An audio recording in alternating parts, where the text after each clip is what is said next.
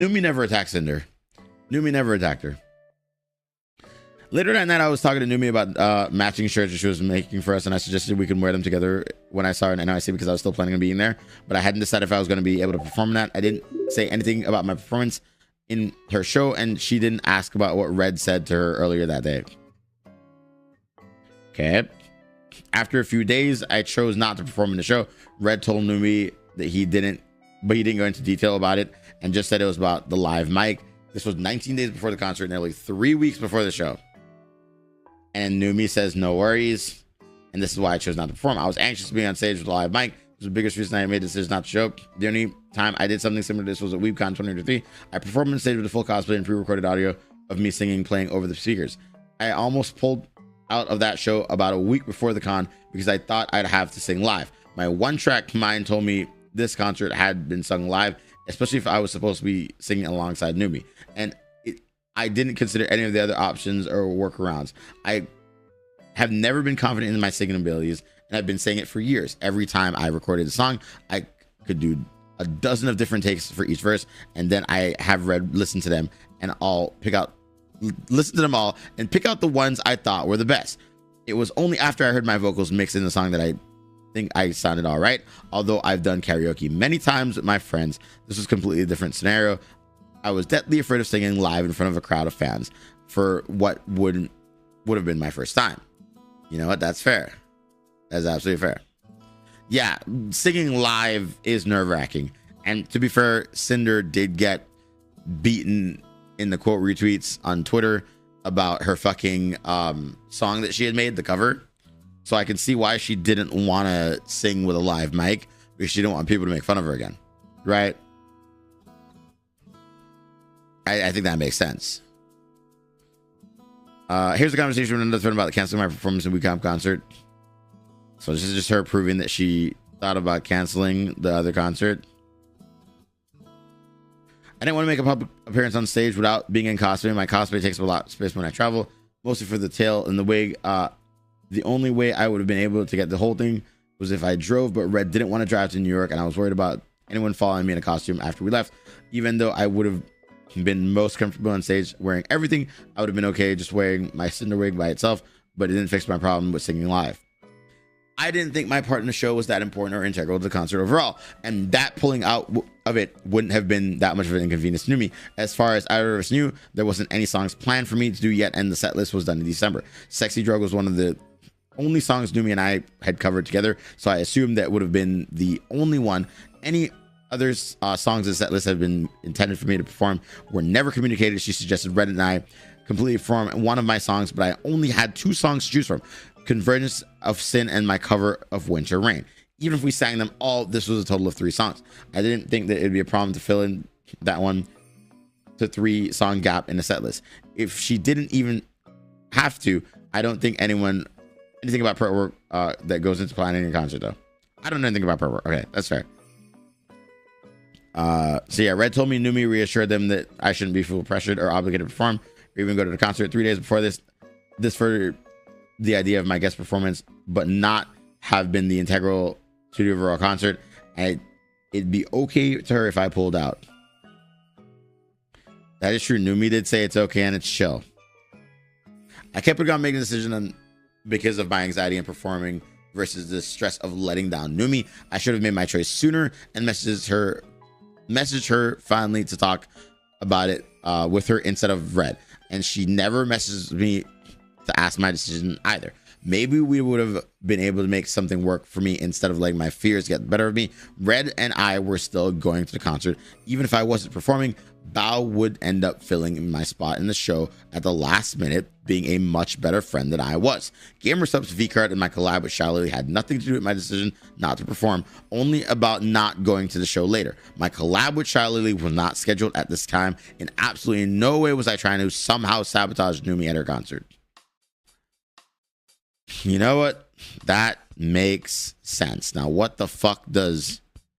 Oh, this is the V-Card part. All right. Red didn't want to drive. He fucked up again. It's always Red's fault, dude.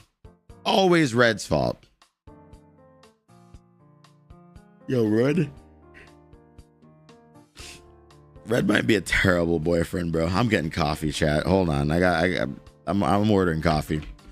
I finally made a part owner announcement on Twitter. Most of my focus since the new year was making this announcement. I started with GamerSubs in December of 2022. I was offered the position in November of 2024. This was a huge milestone and accomplishment for me. I was extremely proud to be representing them and was honored to have been given that role. But with this title, I now felt like I had more responsibility. I felt pressured by no one other than myself to prove to GamerSubs that they had made the right choice by giving me the position. And the only example of another VTuber being part owner was Shiloh Lee. She has been the GamerSubs VTuber. I wanted to live up to that, what she's been in the eyes of the company and the VTuber community. She spearheaded VCard, represented them at the VTuber Awards, and she's synonymous with their brand. VCard was the company's first massive drop of the year and planned to launch right away, which, by the way, you can still use code TALTS, get you some VCards and save 10%. Not to shamelessly plug, but it's true. Before the game was delayed, I saw this as the perfect opportunity for me to really set up as a new part owner. There was obviously money to be made, but I was focused on making the most of the launch weekend to show my passion and dedication for the company and their new project. I wanted to be there advertising the new game and representing GamerSubs as best I could. I thought the collab with Charlie would be a great way to do that together. The two VTuber part owners side by side while sharing something we were both excited about, which is why I reached out to her about it in December. Okay. In her song production server, Numi told us how her shows will affect her schedule around the song she was making for me. The conversation followed this message was the last one in the chat before the concert. Below, Red was talking about the release date for the song, but we pushed it back to my birthday sometime after this. I just want to give you all notice it was pretty much the last day I can make any real changes to anything for a bit. We're going to be in LA all day tomorrow and Saturday, and then have my concert on Sunday, so don't worry. So I won't be around to make changes. We'll be back on Tuesday next week when briefly fly over to New York. If it would make it easier, we can send the guides for every version and let you record what you'd like and best instead, so you would have everything in front of you. I would be back on February 5th after New York concert as well, if you guys want to make changes and stuff. Okay, so it's just them deciding on songs. 4 days later, I checked in with Charlie about our VCard collab so we can plan a time. I first asked to plan it the day after release on Saturday, just like I originally planned. I asked Lily about 3 p.m. EST, and we settled on 1 p.m. EST, and I said we can go for however long you want. All right, and then Charlie said yes to the collab or whatever. And let's see. Yeah, they're just talking about opening their box.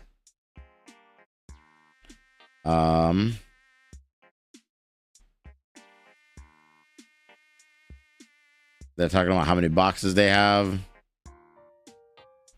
Cinder saying they sent me 10 boxes. Lily's like, they only sent me 6. All right. So they're just talking about opening boxes. That's fine. The next day, I told Red about the collab to put on my schedule, but he told me that was the night of Numi's concert. All I've been thinking about was VCard's launch at the end of the week, and I completely forgot about her show when I was messaging Lily. Release was delayed by 2 weeks, and I made a mistake. I felt obligated to be around for GamerSubs, and I didn't want to cancel on Numi or Shiloh, so Red scrambled to figure out how we were going to make this work. However, there wasn't a train to NYC that left late enough to stream and get to the concert in time. Red told me that he'd support whatever I decided, and ultimately I chose my career over my friend's important event. I messaged Numi to tell her that I wouldn't be coming because of VCard and the responsibility I felt to be around for it. And the way I saw it, I would have been like I was calling out for work during an important or busy weekend right after the big promotion to go on a friend's weekend birthday trip. I've always taken my job seriously, even before streaming. After becoming a part owner, I took that title seriously and put my expectations on myself, and not even the company did. The collab with Charlie could have been rescheduled. There was no obligation for either of us to do it that day or any other time, or to do the collab together at all.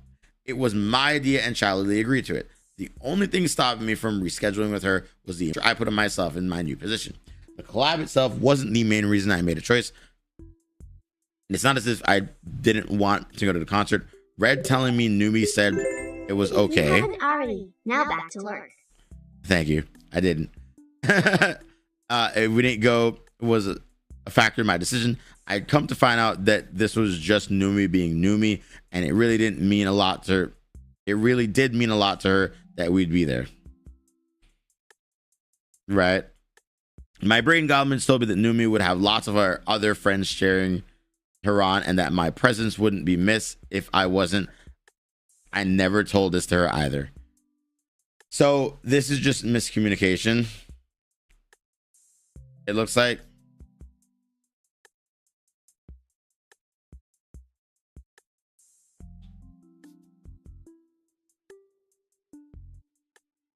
How many concerts does she have? By the way, does she have multiple? Because on the 27th, Cinder's like, I hope the concert yesterday went well. And then on the 28th, she's like, oh my God, maybe we can still make it to your concert. Does she have like multiple concerts on the same weekend? 4 or 5. Interesting. She bounced between cities. Okay, so that makes sense. That makes sense. Got it. 2, 1 in LA and 1 in NYC. Gotcha. Okay, so she just like flew over immediately after or whatever. Okay, on 28th, before I heard from Numi, Red was able to find a train in a different station that could get us to the show in time and still do the collab with Charlie if I was scheduled it a little earlier. I messaged Numi to tell her that we might actually be there, and Red messaged her later that night we had a plan. We just needed to hear from her. We told her I was feeling guilty about my decision of not going in the first place. Okay, so yeah, they messaged her saying that they'd be there. Right? Why is Akio... What are you doing, Akio? Why are you spamming notifications? Okay. The mods are freaking me out here. Actually, if we started our collab an hour earlier to have more time to shoot together before I had to leave to make the train. I didn't tell Charlie about the concert. I just wanted everything to work out okay. All right. And then, Lily said, okay. I was up super late at night feeling so stressed and guilty about our choices around Numi and her concert and how disconnected it felt from a lot of my friends lately. Red and I were always so focused on work, and I never felt like I could take time off, even for the smallest things. I let down one of my best friends when I pulled out of the show. And even though I was still going now, I was basically told her that I choose my job over being there for her. I'm not the type of person to make my feelings like this go public very often, but I did. Okay, and she made a tweet about it. Numa responded to me and told me how she felt and apologized to her. And I've never been able to openly talk about my feelings, anxieties, and self-esteem or insecurities. And I never even tried to go to Numi and talk to her about it sooner. She was getting mixed signals from Red and I wish I had communicated with her better. I don't think Akio is okay. It's fine. I just wanted to say I appreciate you taking the time to make the concert. I understand you've been working hard and want to focus on your business, so I wouldn't ever hold it against you if you felt obligated to be there for V-Card. What did disappoint me, though, was when I asked you about the concert months ago, you said yes, kept reassuring your commitment to the concert until last week. I understand every single anxiety and fear that comes with performing and going out of your comfort zone as well, so I completely felt your reasoning and would never want you to put you in a situation where you felt uncomfortable. What made me sad was that I had to hear it from Red and not from you about all your thoughts while you were texting me about being excited for the concert and off collabs. Even when checking my messages when I got home yesterday, Red was the one telling me about you feeling guilty. Yeah. Another problem caused by Red. Not because Red did something wrong, but because Red was used as a tool for communication. Cinder's friends wanted to talk to her, but Cinder would only talk to them through Red.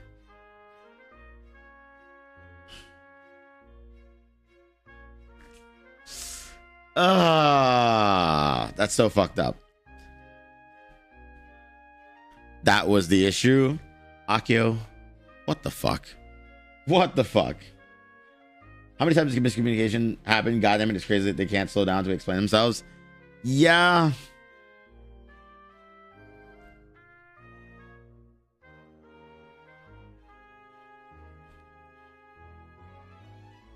It had me feeling frustrated and confused about whether or not you truly cared about how important this was to me or how much Blank and I spent planning the New York concert with you as a guest in our mind, having little real time to find a replacement. I didn't hear anything from you or any of our actual thoughts or fears.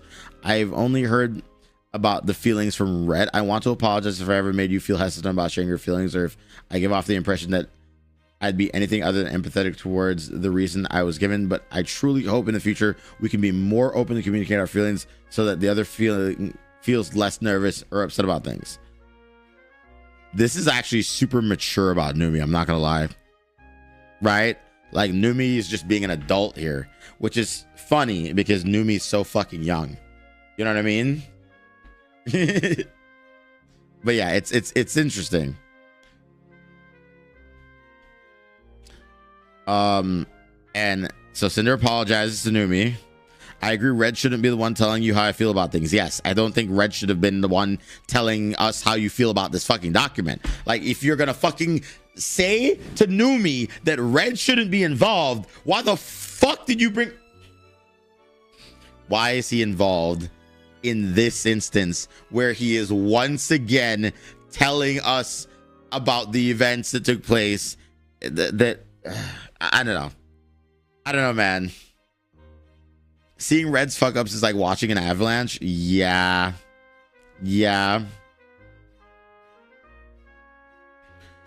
It's always been extremely hard for me to voice how I feel with people in general, especially when I'm anxious about the situation. I don't want you to think it's because of you in any way. You don't need to be sorry, because I know you've always been empathetic and understanding with everything, and it's my fault I haven't been able to open up by myself. I wanted to pull out the show because I am definitely anxious about singing in a live microphone. All right, she mentions that again. Now that I'm part owner of Gamersubs, I feel a lot of pressure to live up to what Lily is for them and to the community. My announcement didn't really make me the splash I thought it would, and V-Card is probably their biggest new drop this year. For full transparency, I made plans to collab with Lily the day after V-Card launch day, which would have been the 18th. But because the launch was pushed back, the collab was pushed to this weekend, and I didn't really know how to tell her no, so I planned it as early in the day as possible to be able to make the late train to NYC. We are coming to your show. The message I sent you the other day was a mistake. Shouldn't have thought to put a product launch over my friend once in a lifetime event, no matter the circumstances, and I'm sorry for that. I did feel super guilty after messaging you. I feel like I've just been digging deeper into the stress hole I'm in. I'm letting a lot of my friends down lately. I'm sorry I've been making you feel more like a business partner than a friend, and I don't want to make you feel like that again. Your friendship has meant so much to me these past few years, and I know I wouldn't be here where I am without you. And then Numi's like, all I really wanted was to hear how you felt, so I really appreciate you being honest despite everything. I was given so many different reasons when you brought up the feeling obligated to be here and for the V card, but I think it's really made me feel sad because you didn't acknowledge anything prior to that. The first I heard from you regarding the concert and hearing you connect the reasons to business, I felt like it means less to you. As disappointing as it was, I truly just wanted to hear from you. So thank you again for opening up in the previous message. Red is a nice friend to me, and I understand a lot of business things. It's better to go through him, but this was just something very deeply and personal to me, and something that you committed to with me. Damn, Numi, you're just like laying it on thick on her. Holy shit, bro.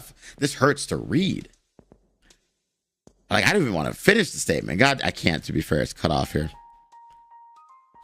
Right? I hope from this you can understand that I'm here for you too. We do different things, but we both in the same space dealing with a lot of similar difficulties. I'll always be there to extend an ear or hand if you need. I'm not gonna lie. Numi's a good person. I'd almost consider Cinder to be a victim, but only of her own actions at this point. Realistically, the Numi thing is just her being shit at communicating with her friend, right? Like, she definitely should have communicated with her friend a little bit better there, right? And that is shitty of her. That is very shitty of her, you know? I'd never try to solve a conflict like this on text. Dude, I agree. I didn't tell her about Michaela Shelley until now because that wasn't the main reason behind the decision I made up until 2 days earlier. I was always coming to her concert. I didn't want her to get the impression that I was choosing Shelley over her. I meant to message you sooner, but I didn't want to blame you up before your show. Red and I won't be able to come to NYC. Yeah, that's the message she sent. I told Numi my part ownership announcement didn't make the splash I thought it would. This was such a major and massive accomplishment to me, and it felt like a lot of people, including some of my closest friends, didn't notice or care. That made me put more pressure on myself to take upcoming opportunity of VCard launch weekend to do my best to prove to the community that I deserve to be a part ownership in the first place, leading to my decision not to go to Numi's concert. Which is a hilarious thing to state after your boyfriend just said that Bao only cared about numbers. You also agree that you cared about the numbers. Kind of wild. When I told Numi about this in my message, I said, for full transparency, I made plans to collab with Lily the day after VCard launch day, which would have been the 18th, but because of that, yeah, we already know that. So when I said I didn't really know how to tell her no, I wasn't blaming Shalili for the collab I had planned, but I understand that it could have been read that way. It was not okay when I wrote my messages. What I meant was I didn't really know how to tell her no, the collab isn't happening anymore, or I didn't really know how to cancel on her. My intention was not to somehow avoid blaming and pinning everything on Shalili to save my ass, as she put it, as if she was the entire reason I made the choice I did. When the rest of my message shows I accepted fault for my mistakes, and again, I didn't even mention Shalili originally. Saying I felt, damn, she must really hate Shalili, bro. This is an attack on Shalili now. Saying I felt pressure to live up to what Shalili is for gamer subs was not me blaming Shalili either. I was explaining myself. The bar Shalili set is what I wanted to reach for the company and community now that I had the same part owner position. I put this pressure on myself, and it's what led to me making the mistake of choosing business over my friend. I felt so bad that I was willing to try getting on stage with Numi for at least one song and to reschedule my collab with Lily to be there sooner. I was willing to do anything to try to make this right. I never said the collab was something I couldn't miss.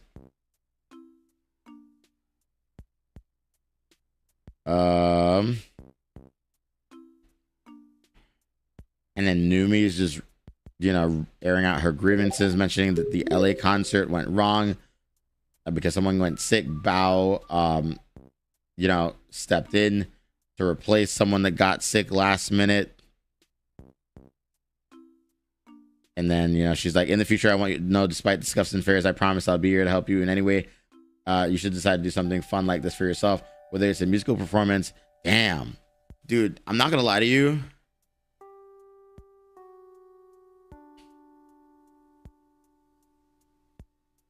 I'm not going to lie to you, but I'm going to read this entire Numi message, right? I'm going to read this entire Numi message because skimming through it makes me realize how good of a person Numi is.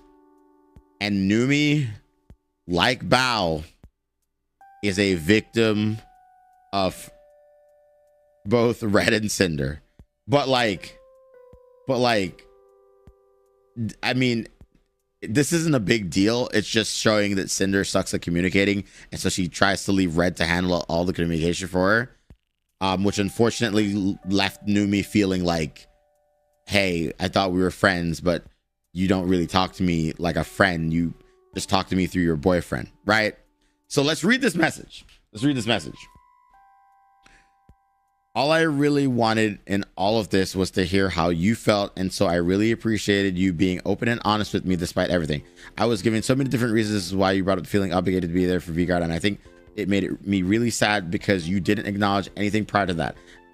It was first I heard from you regarding the concert, and hearing you connect the reason to business, it felt like I meant less to you. As disappointing as it was, I truly just wanted to hear from you. So thank you again for opening up like in the previous messages. Red is a nice friend to me, and I understand a lot of business things. It's better to go through him. This wasn't something very deep and personal to me, something that I committed to with me, and when I asked you in person, so it meant a lot more to hear from you in that respect. The different responses I'd get from both of you were confusing, but most of it left me confused with how you truly felt regarding it all. I hope from this you can understand that I'm here for you We do different things, but we're both in the same space dealing with a lot of different similarities. I'll always be here to extend an ear or hand if you need me, especially if it's relating to music. One of the reasons I kept asking you if you were sure about the show, aside from the prep for everything, was because I wanted to know if we're having any second thoughts, or if you needed to vent any frustrations or fears regarding performing. I've told you this, but I had stage fright for years because of traumatizing first experience. I only gained confidence through VTubing and making music. With blank, every single show I've done was either ruined or messy in some way, and I've still managed to push forward and get over a lot of my fears. When Red was telling me you were anxious, I wish you could have brought it up to me sooner. It's scary being open to people, especially after you told me how other friends were to you in the past, but I promise you I would have been there, here to listen to you and hear about everything and reassure you that it'd be okay. If afterwards you still felt too scared, we could have figured it out and found a proper replacement without any added stress from both our ends. I do want to add that pretty much everything went wrong for the LA concert. Blank got sick, so Bao stepped in and replaced him, and I had Blank pretend to play bass during the entire show to provide me support. I realized that's how much more amazing things are when you're surrounded by the people you love. I could have easily just gave up, but I decided to be honest with myself and the fans, and somehow it was one of the greatest nights of my life. In the future, I want you to know that despite scuffs or fears, I promise I'd be here with you to help in any way should you decide to do something fun like this for yourself. Whether it's a musical performance or something fun like you did for WeebCom, I know you get what I mean when I say that performing is an art, and there are so many ways to do things in a way that ensures that you and your community still have an incredible time no matter what. That's what I figured out on Sunday. Like I said, I know you've had a lot on your plate. Working in gamer subs, especially in the position that you're in, is hard. There are so many eyes on you in this completely new environment full of different internal and external battles when you need to face. Yes, this concert means a lot to me, but so do you. I don't want you to wring yourself dry over my concert when I don't know if I can see you at Ren Fair or any convention or trip we plan together. It's an important weekend for me, but it is for you too. Despite the fears I have had over our friendship, I have tried my best to silence any kind of demons I've had telling me the worst case scenario. I remember the person you were when we met, and I want to fully believe that you're still that person that I know would be there for me and her friends and her community. And like I said, you don't have to do anything to make things up for me. I truly just wanted to hear your thoughts. It's okay. Thank you again, and I accept your apology.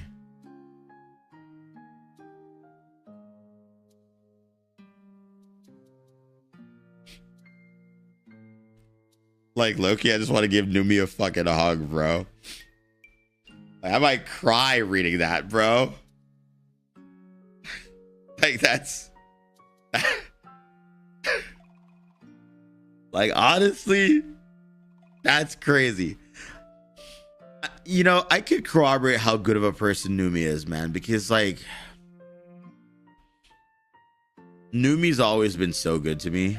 And like, I mean, I know I don't talk to her often or whatever, but she's just so fucking chill, bro. And I mean, I miss the days that Numi, Suko, Neko, and we would like hang out like on the weekends when I lived in LA, and we'd like get like Korean barbecue together or whatever, like Korean hot pot, whatever the fuck it's called. Shit was good, bro. Such a good person. W knew me, bro. W fucking knew me. What a goat. What a fucking goat, man. Despite what I did, Numi accepted my apology. It took me almost 2 hours to say anything else because I broke down. All of the stress I had been under and guilt of what I had done hit me after reading Bro, I'm crying after reading Numi's message. Holy shit, dude. Holy shit. I don't remember anyone bad-mouthing Numi. Nah, dude. I will protect Numi with my fucking life. All right. Numi is the GOAT. The whole situation was a wake-up call for me about how I've been bottling everything up and what my priority should be, and I couldn't let something else like this happen again. Now, I was anxious about seeing Numi, knowing that I had hurt her, and I didn't want to bring the mood down if she felt weird about seeing me in a few days. I was overthinking everything. Was not a way for me to manipulate my way out of the situation. I messaged her again when I collected myself a few hours later to figure out our plans. Would you rather me not come to the concert? I don't want to make you feel uncomfortable for your show. And to be honest, I've been crying on and off since our message. And then Numi said, of course I want to see you. I want to be uncomfortable around you. I think I would have felt tense if you hadn't talked to me. But like I said, I just wanted to hear your apology. Please don't cry. We all make mistakes. Dude, Numi's so good, bro. Numi's so good. Numi's so good. Damn. Damn. The only bad thing I've heard is Numi fumble sometimes. Okay, yeah, well, Numi does fumble, bro. I will give her that. This is the conversation Charlie and I had the day of our collab in the concert. The first message was from me about a mistake that I explained to Charlie's section in the document. After our collab, I told her that I was going to Numi's concert for the first and only time. Okay. And then this is Cinder saying, I want to clear this up. I hope there wasn't anything weird things about between us. I completely understand how annoying people can be when plans change and that they start pointing fingers at us. And I know V-Card has been your project, so I see why you'd be frustrated. I'm trying to do my best to get everyone on board with the cool things we do and with the information I have, especially now that I'm a partial owner like you. I'm super hyped about the future of V-Card and all the cool things and GamerSubs can do together. How many boxes do you have with collab tomorrow? Do you think we should change having a full set to a VTuber mascot basic card and either full art or ultra rare just so it's easier to score? No worries. Okay, they're just planning out the collab. Yada yada.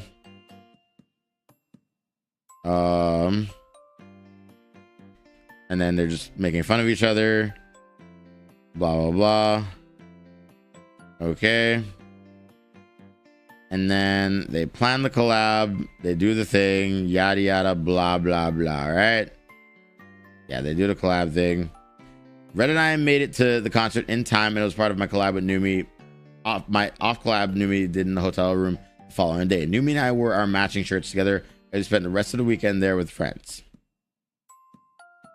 And then, you know, Cinder was there. She did collab with Numi. And then I was already planning to be at Numi's next concert in the US. If not, both of them, I wasn't going to let Numi down again. These two shows happened at the end of July. I wasn't there for obvious reasons. Okay, so she got canceled. She didn't show up. That's fair. All right, Shy Lily. 26 pages. Not bad. Not bad, dude. Not bad. Okay, just, you know, the Shy Lily part is a lot shorter than I thought. Why is it so short? Hold on. Why is the Silver Veil part 200 pages? If Shy Lily, what's the breakdown? Oh, the breakdown is, wait a minute, hold on. The Shy Lily part extends into the breakdown. Oh, my bad. Oh, my bad. Yo, my bad. Wait a minute, hold on. The Shy Lily part is just the breakdown part.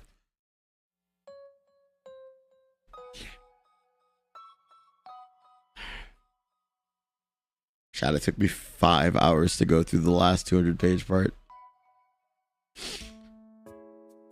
It's 8 a.m.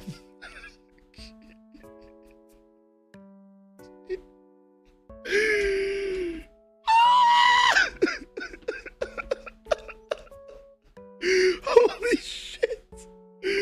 Holy shit. Finish it. The sun's already up. Okay. I technically can stream this for at least the next like 11 hours. So we can finish this.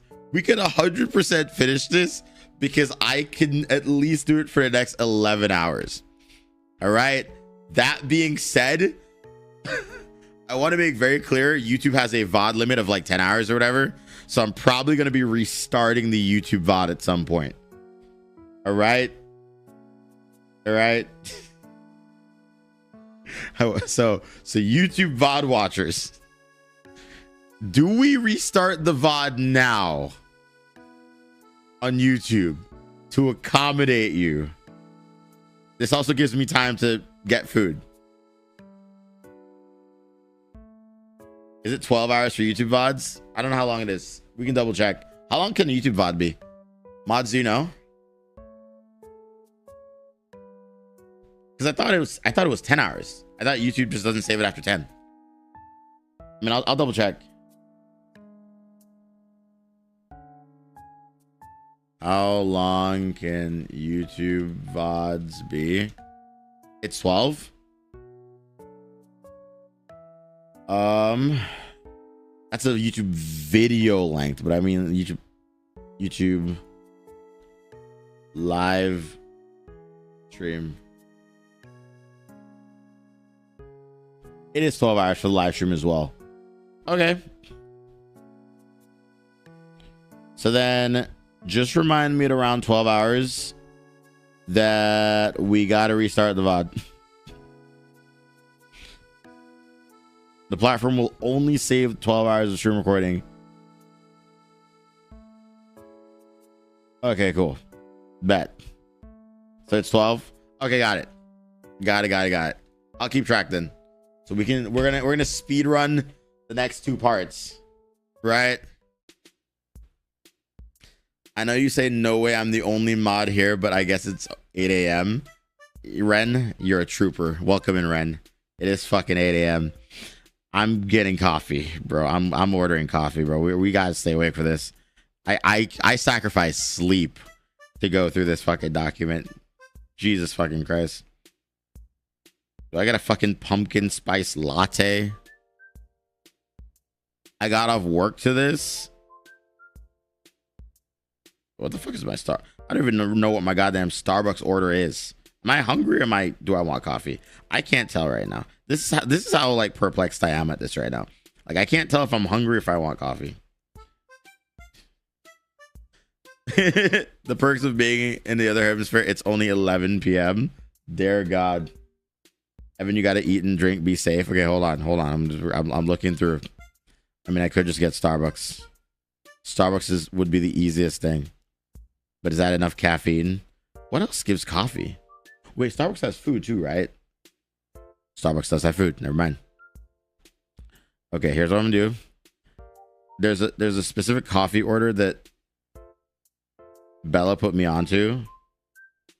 I can't tell you guys what it is because we're gatekeeping.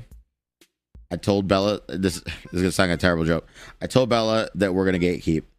I said, hey, we're never telling people what our order is.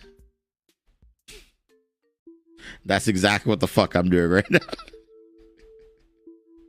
We're gatekeeping, chat. All right. You want to know what my Starbucks order is? You'll never know. It's good though. I do like the taste of it.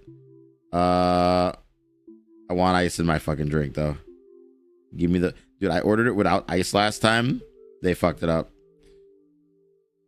Okay, let me.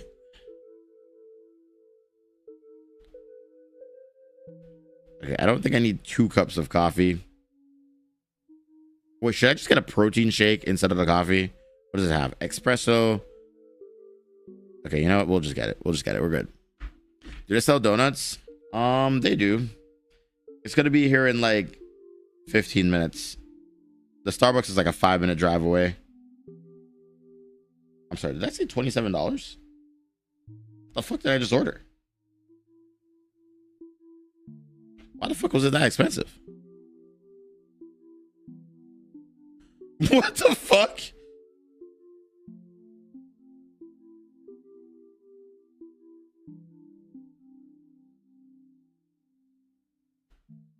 What are these delivery fees? Whatever. It's too late. You know what? We're gonna keep going. Shiley was my. Do we read the Shiley thing again?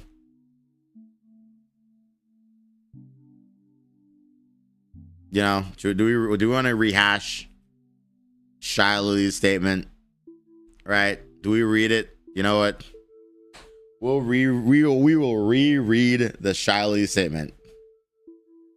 The absolute audacity to sit here and continue to manipulate and gaslight is absolute insanity. The pain and mental torment you've caused to the ones closest and most supportive of you has been devastating, and I have never been so heartbroken and hurt so badly for my friends. You are the fakest person I have had the displeasure of supporting. Reading and hearing of how you've really viewed me behind my back, not just through screenshots of your man, but also your very own messages, while having to sit here and read through these bullshit lies you spin, makes me want to vomit. The claim that you didn't know a single thing and had zero awareness of what your man was up to, when everyone who shared even a single moment with you that basically operated as the same person, sharing every waking moment while loving to jump at the slightest opportunity to turn into your most slanderous self as soon as the opportunity was given, even when talking about your friends, is sickening. I have experienced your own actions without Red in a situation where your own screenshotted words, you express a pressure to live up to what Lily is, and proceed to throw one of your most loyal and supportive friends under the bus after months of continuous planning, just because you consistently chose business over friends, never feeling bad for failing them, just to earn the bag and compete with me over a V-Card collab that you rescheduled to be on the exact date your friend needed you and keep an important promise. You actively lied about it to them. Instead of blaming me for a collab, you rescheduled, adding me to the pool of excuses to save your ass when you realized you were being a bad friend. Why blame me for choosing to miss an obligation you agreed to, one of the most important days in that friend's career? Everything you do is out of competition through your constant need to one up the people who are the sole reason you even have these opportunities and platforms to earn from to begin with. You're welcome, by the way. You claim that it isn't just business. Well, in the business world, there has to be accountability, and all you've done is try to shove it away and admit to nothing. In true narcissistic fashion, you're only feeling sorry about yourself and your own consequences and your career, and try to salvage it. I'm sorry for everyone who looked up to you as an inspiration, and I'm especially sorry for your fans. Pyro Pups deserve better. Damn.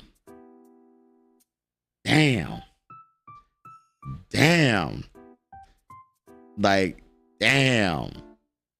That's crazy, right? She did go for the throat. Can you throw in a womp womp? Womp fucking womp.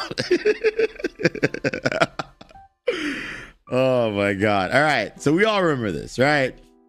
Right? We all remember this. Shiley came for the throat. You know, she went for the jugular more than any other person did. And I'm not gonna lie to you, even at the time, I was like, that's crazy, right? It just felt like insane to me that she was saying these words. But you know what? I still was like, yeah, you know what, Cinder, get the fuck out of here, right? With the evidence that was given, it did seem like she was a pretty shit person. Let's be real, right? But with every piece of context that we have now, I think it's safe to say I might have been wrong. Shiley was my friend, but I never been close with her. I wanted to get to know her better because of how close she was to my other friends.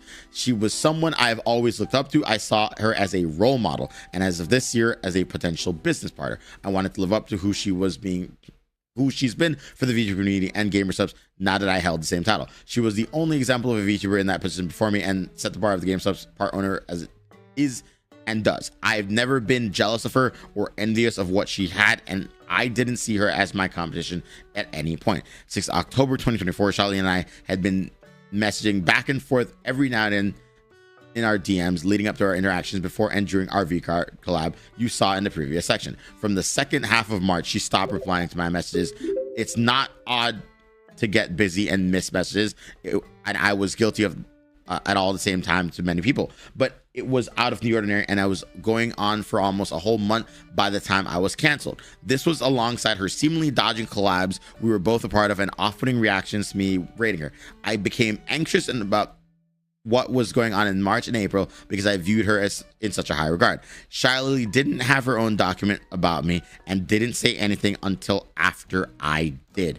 but she was the first one Nano contacted about any of this and was involved the entire way through. Shiley pulled everyone together to organize, plan, write, and post the documents that ended my cancellation. And her lie filled reply to my apology was the final nail in my coffin. Her actions showed she clearly had something against me before Nano ever said anything to her, and she couldn't take accountability and admit to it until I was already in the ground. Okay, to be fair though, you canceled yourself.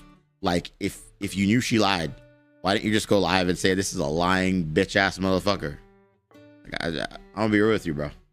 If someone lied on my name that hard, I'd be like, bitch, what the fuck is wrong with your dumb ass?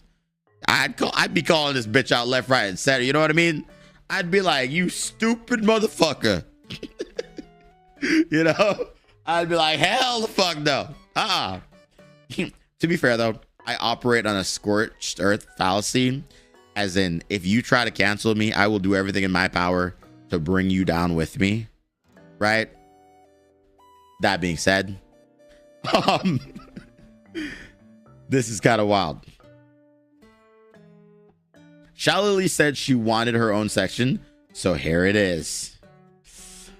I'll show and explain everything I was experiencing with Shalili for the past couple months leading up to what had happened, since it's relevant to understanding what Red told Nano in their messages. I won't be repeating this things that include Shalili in the previous section about V-Card, and this section will pick up right before the release of the game and my collab with her. You know? Actually based. It's a link to a clip. Is it a link to a clip?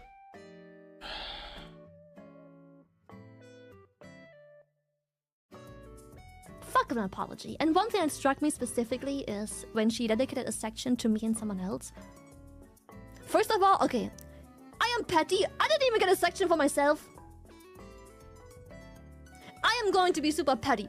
Not even a section for myself. For someone that is so upset for me not naming her full fucking government Twitch.tv name, for someone to just put me in a document as Lily when previously referring to me as the other Gamersubs owner. I don't even get a section for myself with my name properly fucking written. Come on, bro.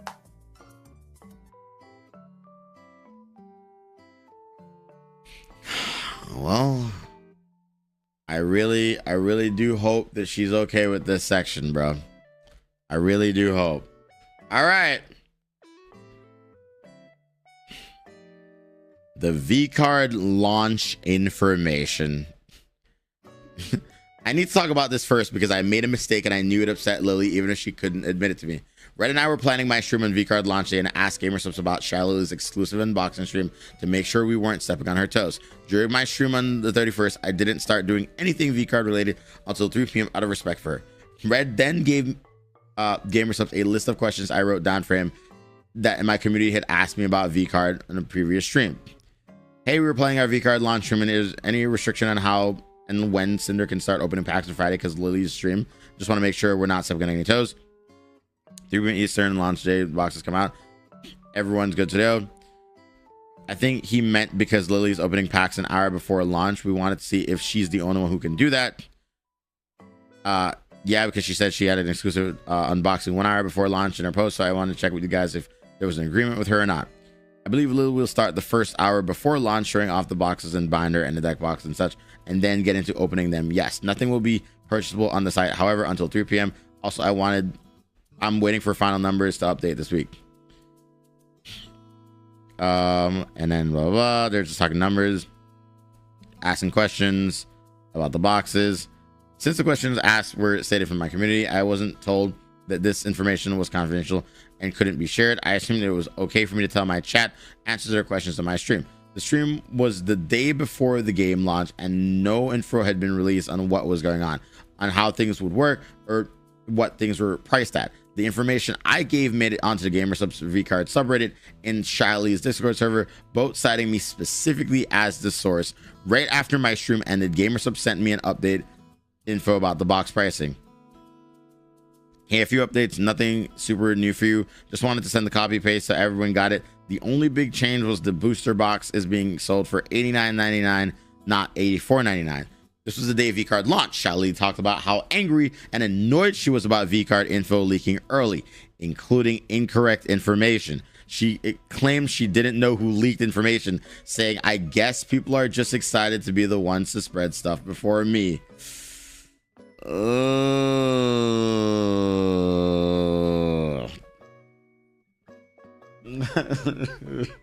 You know why this pisses me off? Right? You know why this pisses me off? Because this is such a fucking nothing burger. It's like, yeah, Cinder leaked it, and that pissed you off. Okay. Sure. If the info I gave out the day before, I was wrong about the price of $5. Yeah, I'm like, it's a $5 miscommunication. That made you mad? The other thing I advertised that I assumed would be the case, but was wrong about, was V-Card being available 20 minutes earlier on the GamerSubs app. All of their drops were constantly like this for a long time, but it was only on V-Card's launch day did Red and I find out that this was discontinued. Everything else was correct, and I didn't know it was supposed to do anything about it. I like how here she has to put sub count for Shally's VOD channel. And for what? Yeah, I don't know. I don't know why she did that, to be honest with you. That was weird. Whatever, don't care. Breaking NDAs for certain companies can lead to legal issues. Chat, I've literally broken GamerSubs', like, I've leaked GamerSubs shit before myself. Right? It, like, every GamerSubs partner leaks. They don't care. Realistically, they don't. You know? They'll be like, oh, ho, ho, don't you leak that. They don't give a shit. You know, no one gets in trouble for leaking, right? And to be fair, most partners leak on accident. And it's mostly, I want to make this very clear, GamerSubs' fault, right? Because sometimes they'll tell us things and they won't be like, oh, yeah, you can't share this with anyone. They'll just tell us, right? So I think it's just GamerSubs' like reps are kind of just not good at their job sometimes. I will admit, though, they've gotten better because now they have like copy paste messages that they send, and then now they'll like specifically say, don't you leak this, keep it hush hush or whatever, you know. So they've gotten better over the past like month or so, right? They're just building their Google Doc on you. Okay. So yeah, they're getting better at it. And this was like all the way back in January. They were really bad back then. You can ask my manager, like, he knows. GamerSubs was absolute fucking dog shit in communicating with me. But they're better now. Yeah. Everything will go live at 3 p.m. Eastern from my understanding. 30 minutes early app is no longer a thing. Shally said the official sources were the only ones that were correct in for meeting herself in the GamerSubs subs and V-Card Twitter accounts. When someone asked if I was an official source, she said no. Damn. I was a part owner now, and I didn't know there was a difference between me and the official sources. I was given the information directly from the source. I thought it was okay to make it public, and I thought I was doing the right thing by answering questions the community had. My motivation wasn't to be the first to share the info. The community didn't know what was going on just the day before the game launched, and instead of leaving them in the dark, I gave them the answers to the questions asked on their behalf. As a new part owner, people were looking at me for answers about V-Card, and I thought I was doing the right thing by informing them. I was wrong to do so, and I made a mistake, and I made sure to correct that info I had on my stream on launch day. She's part owner, but like, I'm assuming Shally more of an owner because Shally seems like she's running the fucking ship here. You know what I mean? I don't know. It's still an NDA. You are absolutely incorrect. Not a single GamerSubs partner has signed an NDA. I know this. We don't sign shit, bro. We don't sign shit. Don't you fucking sit there and say we sign NDAs. We sign contracts. We are sworn to secrecy, but it's not an NDA. You know? All right. Let me correct your misinformation right there. Let's see. The night I messaged Shally to apologize about what I did after what happened with Numi 2 nights earlier, I was making an effort to be more open about things. Shally avoided saying I was the person who was leaking info or admitting I was who she was mad at. I was the only one who could have shared the incorrect prices and was the only one mistakenly advertised in the early app pre-orders. And there were posts citing me as the source. All this leaked information. Shalily knew it was me. Sounded pretty mad on stream. The leaker was excited to be the one to spread stuff before her, but danced around it as she was never mad at me. In the end, she praised me for having the balls to reach out to her about this. Damn. GamerSub is stupid for not having NDAs. I agree. Listen, man, GamerSub might be my sponsor, but I was told that I could talk shit about them, and so I gladly do. I'll just have you know that was one of my requirements. They were like, you could talk as much shit as you want about this. I was like, bet. I'll sign the contract. I love them though. They're cool for the most part. I say this as they like told me yesterday they're sending me more free shit. Yeah, this was Shao Lee's project. I am aware of that. Kai Lily, I heard you were something about some V-card information going on earlier than you would like, and I think that was from me a few days ago. I told gamers that my community had questions on V-card. Okay, so Cinder tells her that she's sorry, and you know she apologized. And Charlie says, "Aw, don't worry. I had some annoying chatters tell me a bunch of info never released, and they were spreading stuff around in my Discord, and I literally told them the day before this info is not going to be available until launch, and they blew up my Discord claiming VTubers have been claiming stuff on stream. And then today I had a bunch of people in my chat upset that I changed the prices. Like, bro, get off my dick. I didn't do shit. And yeah, I was during my day off, and I didn't want to make a tweet or anything correcting my shit because that low-key a bit weird. Like making a drama out of potential misunderstanding, like in your case. So I just mentioned on stream not to trust any sources that have been spreading info and only believe info I publish, GamerSubs, V-Cards, or any other direct source. I also doubt that you are the only one talking about it. Plus, you asked GamerSubs on behalf of chat, and no one told you it wasn't supposed to be public. Then that's on them. They should have clarified to you. Literally nothing you could have done about that. And then, this part is a little weird on stream because today a lot of info has indeed been made public, and a bunch of people have been making posts and stuff about V-Cards and any additional info. So I hope no one caught strays. Also, hold up. Yours and Blank are completed pages after 4 boxes.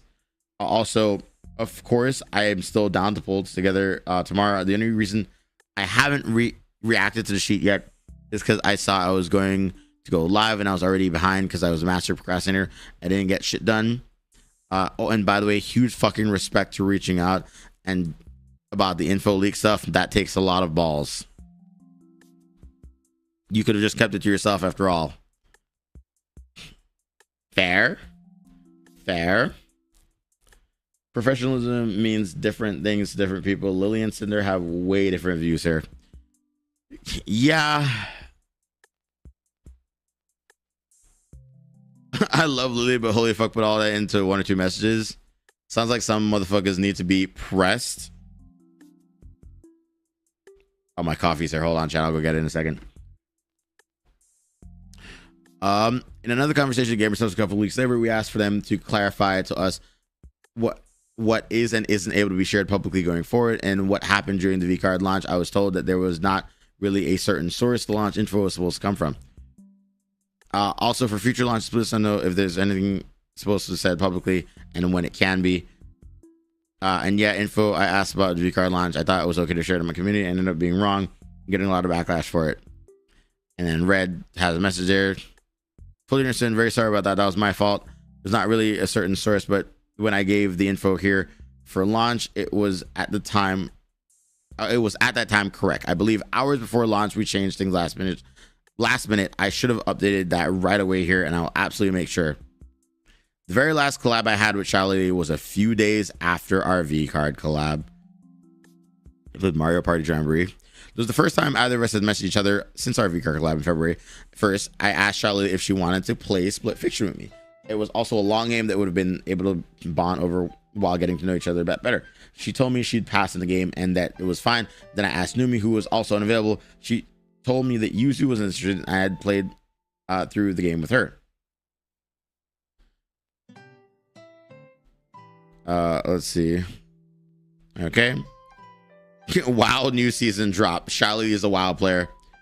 The last time Shelly and I spoke was when she reached out to me about disconnecting problems she was having with OBS, and trying to fix my own disconnecting problems are what made me move back in with my parents. Yeah, so she was in Red's basement. I was right. She was living in Red's basement. See chat? I was right.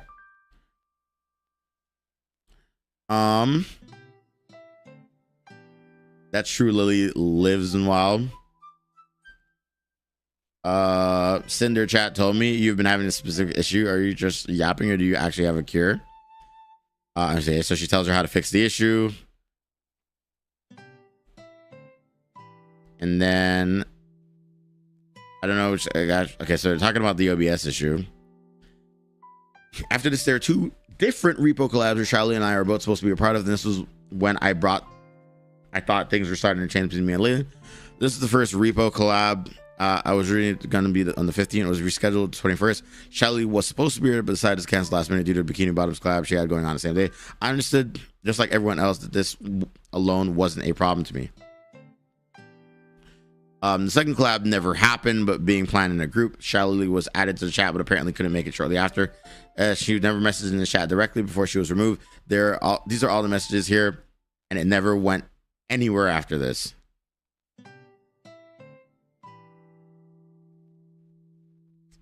Okay. From then on, there's the rest of my DMs with Shelly. Below, I explained them and the other events that were happening between them.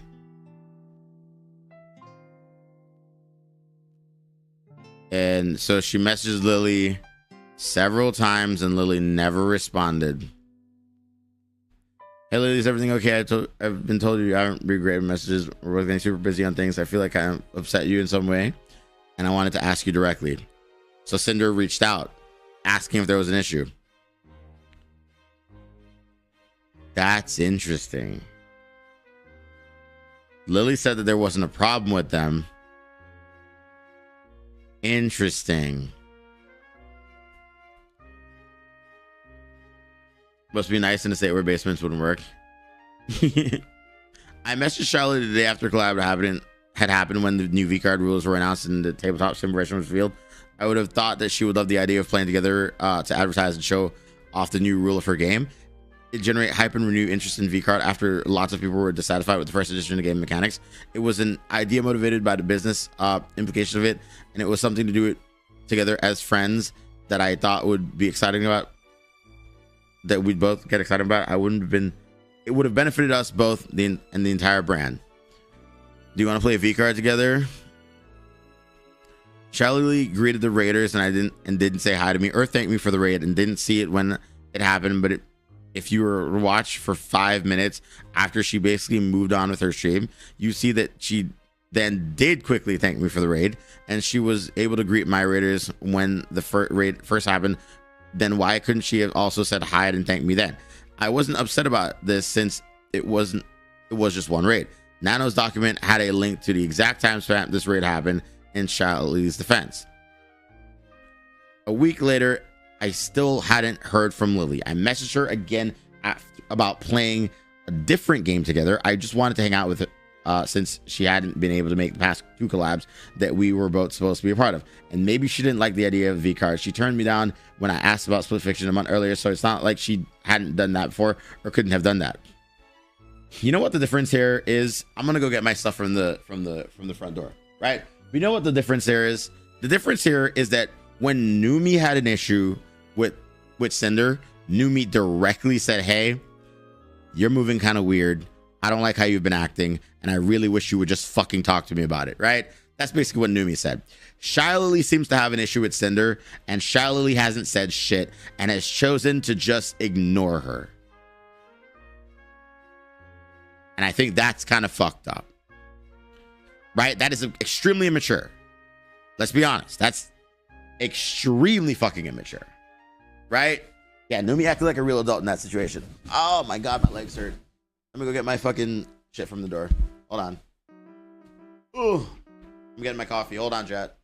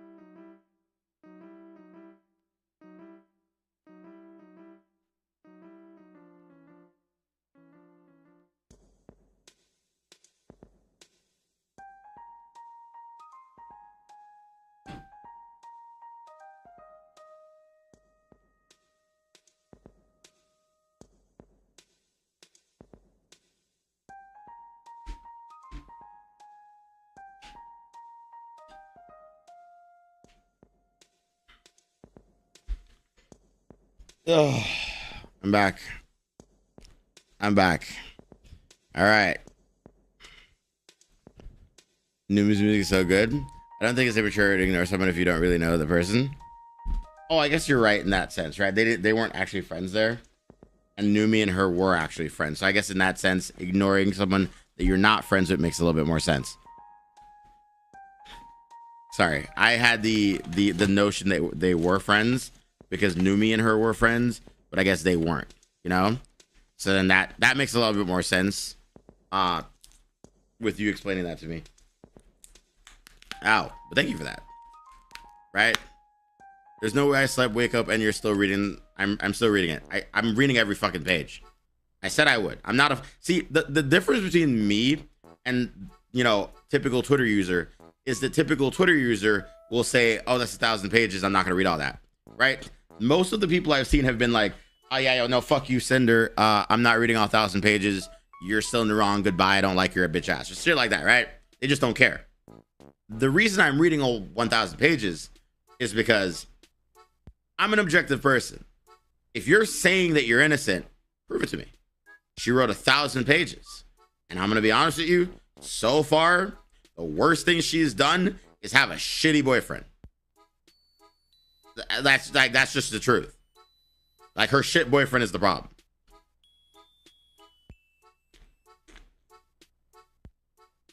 I read 1,000 pages from anyone? Fair.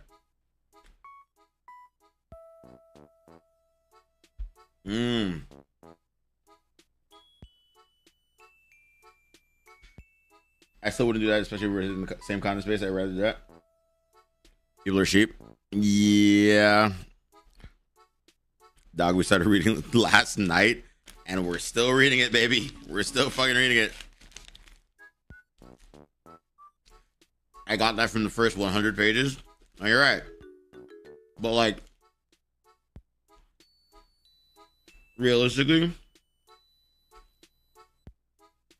I want to know everything. All right? I want to know everything that happened. 1,000 pages is the first 3 Harry Potter books combined. Good. A week later, I still hadn't heard from Lily. And I messaged her again about playing a different game. And I wanted to hang out since she had been able to make past 2 collabs. We read that earlier. And I rated her again. She didn't rate or thank me, expect her friend to do so, or any streamer to do so. She said hi to my raters, but didn't thank them either. Thank you for the follow. She goes on to read one of my chat messages, but this was the second time Shalili had an off-putting reaction to me setting my community here in the past. Couple of removing herself from collabs. I was a part of my ghosting my messages.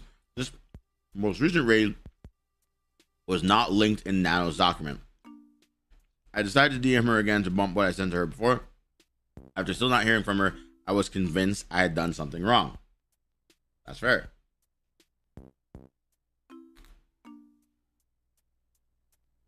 What you munching on? A spinny feta from Starbucks. It's called the spinach feta wrap. I call it spinny feta. It's the Evanil classic. Are we 9 hours in? Oh my god, bro. I hate myself. Okay. Speedrun. So she DM'd her again. I wasn't expecting an over-the-top reaction from Millie just because I raided. I just say hello and thanks for the raid. Like any other streamer would do, especially from someone that was friend. The passive rail who read and I knew had a problem with me. Purposely refused to say my name when I had raided her. She constantly goes to my messages. I got a model from Nado at a special time, among other things, which will all be shown in her section.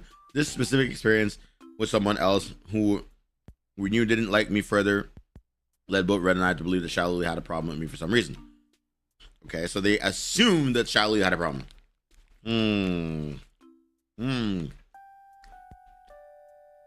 I wouldn't have thought the individual things I experienced with Liddy were pointing to a greater problem if they weren't all happening over the same few weeks. The same day as my second raid, Red saw Nano working on a new model for Shalili for the first time.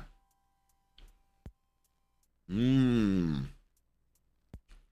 messaged her and asked what the timeline of the model. And then he said, congrats on the Lily model. Okay.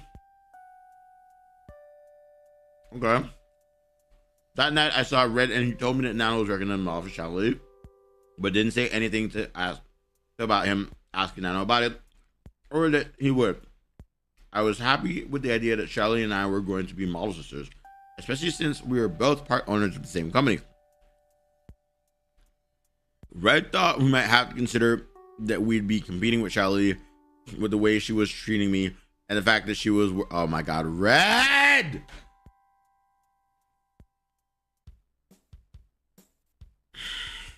Bro, Red is ruining this for Cinder, bro. Red is ruining this for Cinder, bro.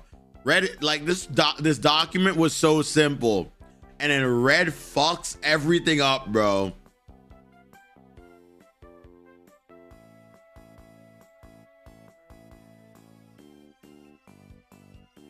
All right, what are you saying?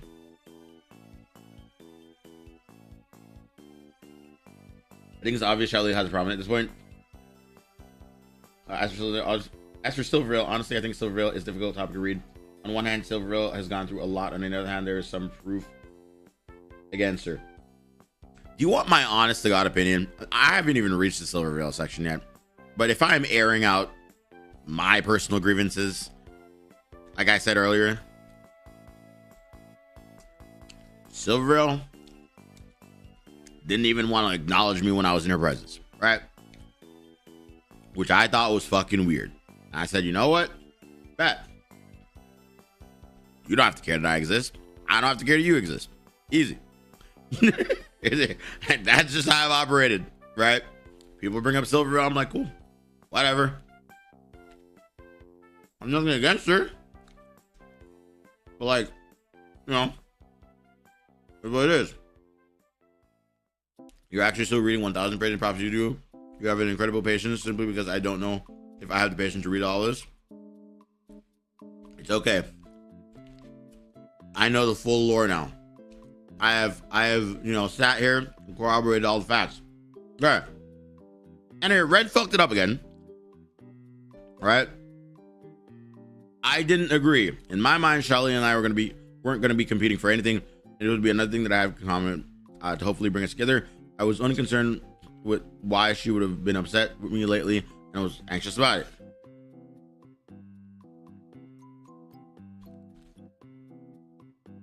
Bro, Red is the problem, bro.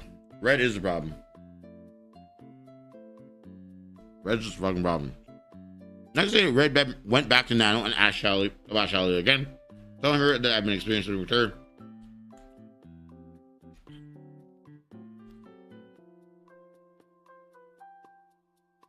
Okay, we saw this again. All right, yep. Old information. We know this part, right? Have you noticed how every fuck up involves Red?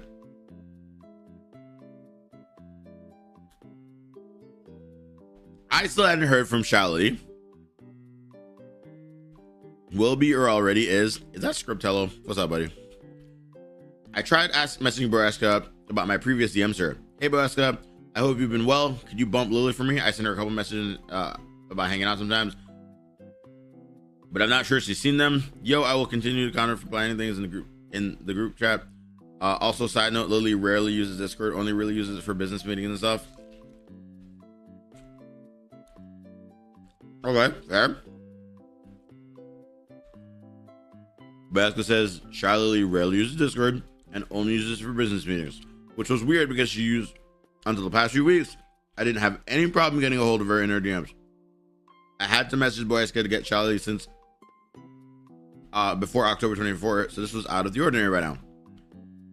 The messages below were the same day in the group chat with us and Charlie.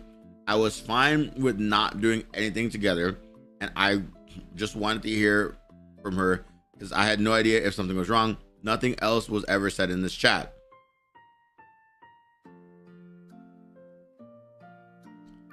And then, so Boreska is like, kind of like, or Boreska is Charlie's manager. That much I am aware of. And they said just message the group chat. And Boyska said that Lily was occupied in the next couple months because of a trip somewhere, implying that I shouldn't expect to plan something. Okay.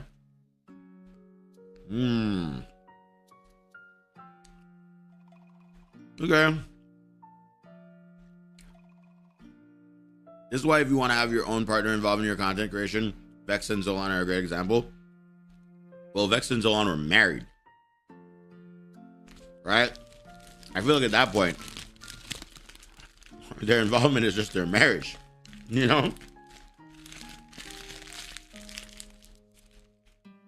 But this is my last message to Charlie 5 days before anyone posted their documents. I tried to talk to her about whatever was going on and clear things up between us. Charlie never responded, even after praising me in the past for having the balls to reach out to her. Hear me out. The only thing that makes sense to me right now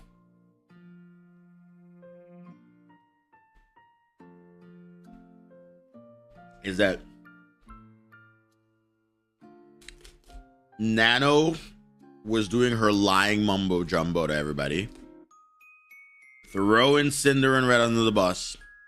Shiley was already mad about the V card thing, and then Shiley heard that Cinder pissed off Numi, even though that was resolved.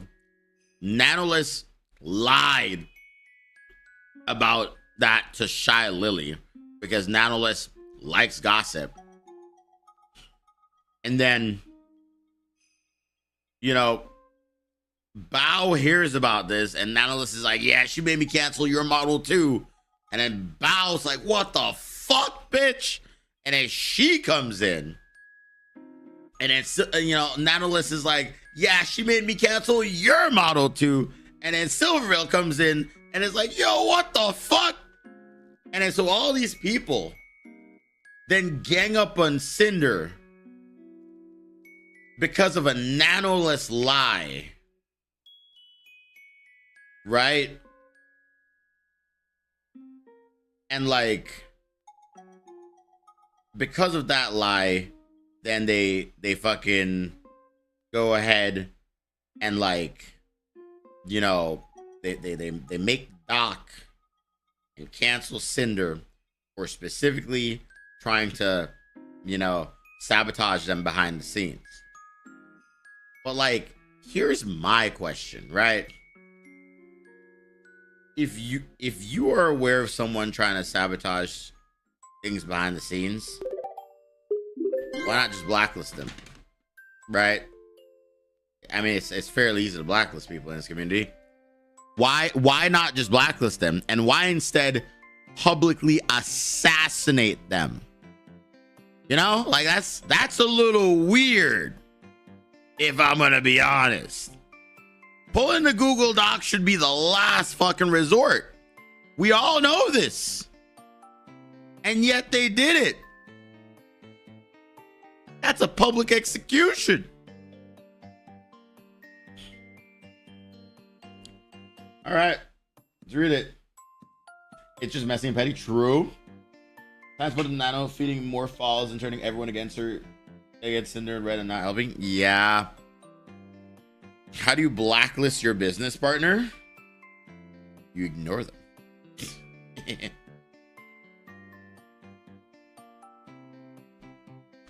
I don't know. I don't think she could. All right.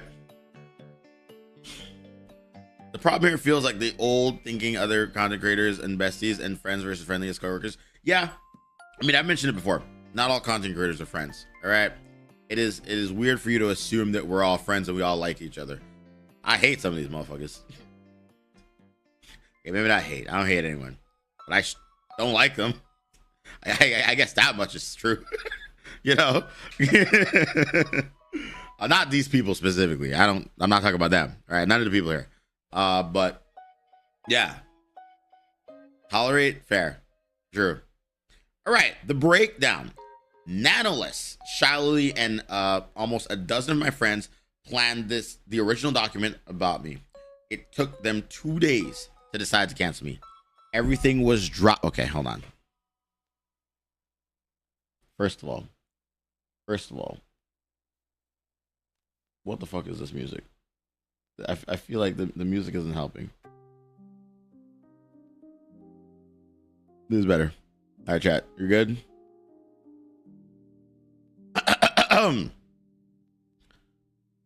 Nanoless, Shallowly, and almost a dozen of my friends planned the original document about me. It took them 2 days to decide to cancel me. Everything was dropped on me out of nowhere, and somehow I was expected to have the perfect response to the claims they had already determined I was guilty of. I want to point out that I said that she probably shouldn't have responded. Like like if she just ignored it, oh well. But then she chose to make that shitty ass response, claiming Red. She was gonna drop Red. When I first started this document, I thought my friends all lied about me, Red, and Nano to protect and hurt me.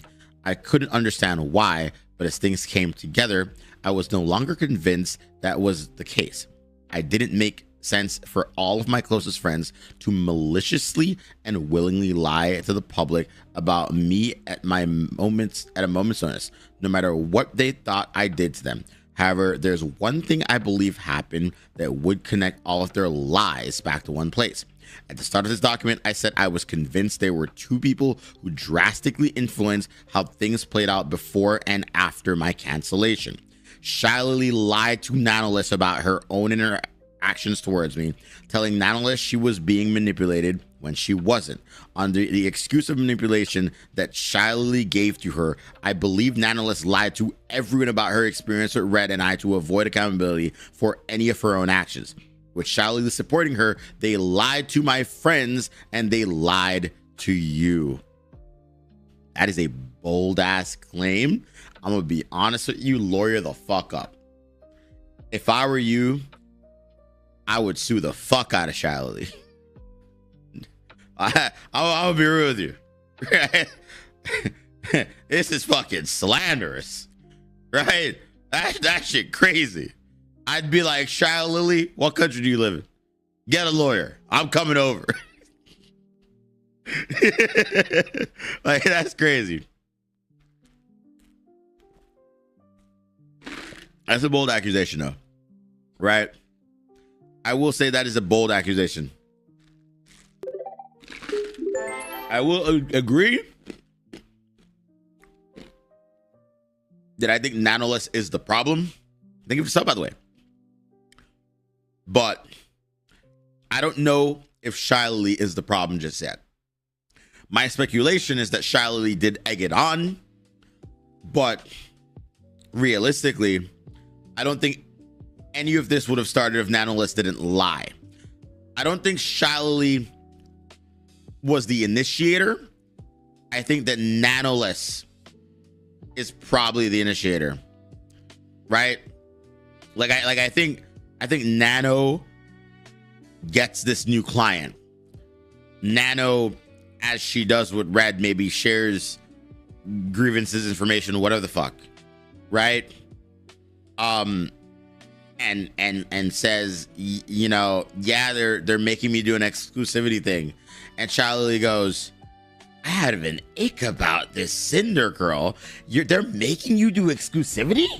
They're manipulating you. And Nano goes, I guess you're right. I am being manipulated. Right? I feel like that's what's happening here. I totally agree with you. You feel that Shallowly was lied to Nano and Lily just pressed her, assuming that she was telling the truth. Yeah. Red needs a good ball slapping, probably. Just came over to make sure that y'all are reading this with a good faith and not just writing off her completely and calling her a psychopath like many other people have. I'm calling Nanoless a psychopath. Well, she's not a psychopath. She's a fucking liar. I think Nanoless is a fucking liar. I don't like Nanoless. I'm gonna be honest with you, chat. All right, I'm gonna mask off. Mask off. All right. I'm tired of pretending that some of the people in this document are good people. I don't know anything about Nanoless except for what I have been presented to in this document. This bitch is a liar. I don't like this bitch anymore. I'm gonna be real. I don't like her. I just don't. I just don't. I hate people that lie. Okay. And I haven't slept. I've been reading this fucking document for 9 fucking hours and I don't care what I say anymore. This bitch is a fucking liar and I don't like her. All right, I'm done. I've decided that part at least. Put me on the record. I don't like Nanolist. Nanolist, I might hate you. Okay, stop lying. Anyway, let's continue. Bro, you need sleep. TLDR after 9 hours. Yeah, I don't know, man. Just Twitch chat was saying shit. I don't know if Nanolist manipulated Shiley or the other way around. Regardless, Nanolist lied. I don't care if Shiley manipulated Nanolist. Nanolist still lied to people, right? She still willingly lied to people. Like, even if she was manipulated, she still lied, like, to fucking hundreds of thousands, maybe millions. Let's just say millions, because I'm sure Mujin's video has 1 million fucking views. Let's just say she lied to millions of people about, you know, what Red and Cinder were doing to her, right? And this all stems there. I don't give a fuck if Shiley the manipulator. That bitch is a fucking liar. And that pisses me off. Evan, do you have a bed? I might need to use it for some time. Sorry, I'm just getting angry. I'm just getting angry at Nanolist now. Shiley, sometimes she gains like taking down Cinder. Nanolist probably got stuck in her own web of lies. Yeah. All right, sorry. I believe my friends were manipulated by the last people they expect to be manipulators. I believe that they were my other friends did and said were because they were misinformed about what really happened and were convinced to see things the way they weren't. All of them were making or supporting accusations against me that happened over years when the timeline for the things that accusations were based on really only happened was really only 5 to 8 months long, leading up to the cancellation in April. I think I can't month right now. They were operating under a different set of information than me, and they used what they already knew to jump to conclusions. They may have also been manipulated not to contact me or Red for our sides of the story because it contradicted what was being told to them. In this section, I'll be breaking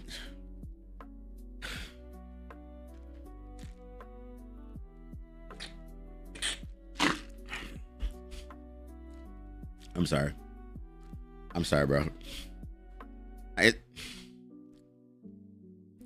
They may have also been manipulated not to contact me or Red for our sides of the story because it contradicted what was being told to them. This sounds like it could never happen in real life, right? But the thing is, I have witnessed this happen so often in the creator sphere that like it doesn't even surprise me anymore. If it were to be true, that I'm willing to give her the benefit of the doubt on this one, right? Like, it looks like bullshit, but being a creator myself and witnessing shit like that, it's so stupid that it could be true, right? I've seen this happen in a school setting. It's dumb. It is dumb that it happens. It is so fucking frustratingly dumb that it happens.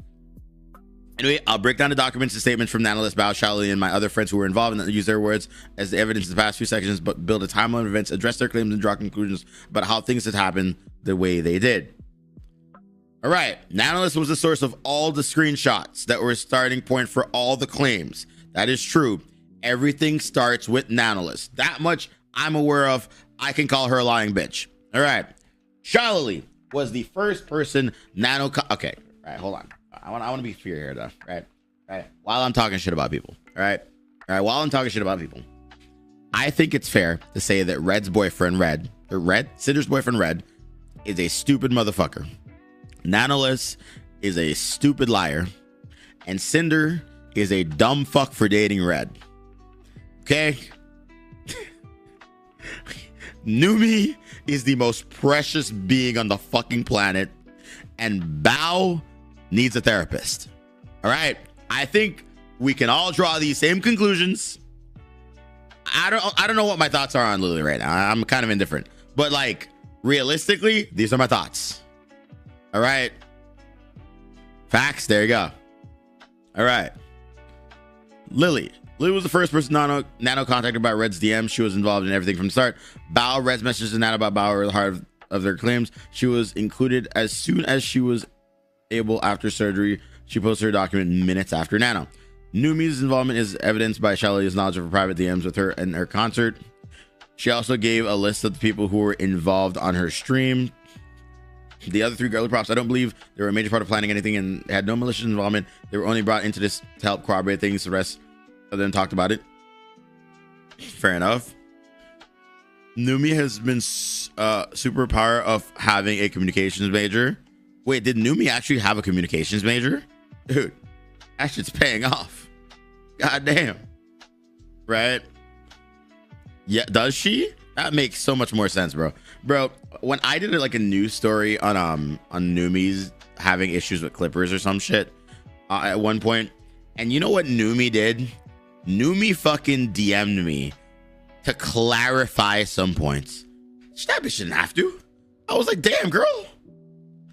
All we learned from this is that VTubing space is just a bunch of mean girls at the top being weird. Pasta. I don't even know how long you've been here, Pasta. But can I speak my truths, Pasta? Can I speak my goddamn truths right now? All right. Not Pasta. These women piss me off. They pissed me the fuck off. I'm angry. I've been sitting here for 9.5 fucking hours reading this goddamn bullshit. All right. And the determining factor is that Cinder should break up with her boyfriend and Nanoless is a lying piece of shit. All right. That is what I've determined so far. Okay. Realistically speaking. And like, yeah, they have a high school mentality. All of this could have been resolved in an email. Actually, no one uses email. But realistically, if Numi had an issue with Cinder and said, yo, I don't like what you're doing, and they talked about it. If everybody was more like Numi and was just like, yo, I don't like this, problem solved. If Nano didn't fucking lie and fucking Lily just said, yo, can we talk, problem solved. Or if Cinder, because she's not out of the loop, she's still a stupid idiot too. If Cinder had the balls to be like, hey guys, actually wait, no, I'm sorry, she did have the balls. She messaged fucking Lily and said, yo, I'm not sure if things are okay between us, but I would like to talk about it. She did do that. I'm sorry, she did reach out. Cinder actually did try. My bad. If Lily wasn't a fucking immature piece of shit, this probably could have been solved. There you go. I'm sorry. Cinder is stupid for real. Don't get me started with Red, bro. Red just pisses me off. His existence pisses me off. When the whole Cinder stuff happened in the first place, I was like, huh? So this is blown way out of the water and so stupid. It's dumb. It's just so dumb. But Red needs to find a new girlfriend. I feel like, you know what? If I could file a restraining order on someone else's behalf, I would file a restraining order from on Cinder. Like, Red's not allowed to get near her. Okay, please let her live her life. She would be much happier without you in it. You have ruined her with your stupidness. Sorry. Buff and the other 3 Vichibon members, Numi and the Buff and other 3 Vichibon members were also included in their calls together. The VOD on the stream was private within a week of it happening. Buff said that she and a lot of other people were involved before things were made public.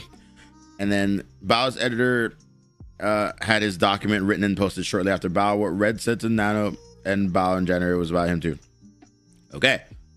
Of these 12 people, no one contacted me before everything was made public, and only one of them reached out to me afterwards. That is fucking insane. That is so sickening to think that you would sit there and have a problem with another human being and none of you had the fucking guts to tell them you did not like their actions if you thought that something was wrong. How fucking immature can you be? It angers me. It angers me. It just does. that Cinder burned bridges, I fucking would. I wouldn't trust any of these fucking people in my life after this, bro. Low key. I'd be like, fuck you, Nanoless. Fuck you, Shallily. Fuck you, Bao. Numi, you're great. Fuck you, other girly pops.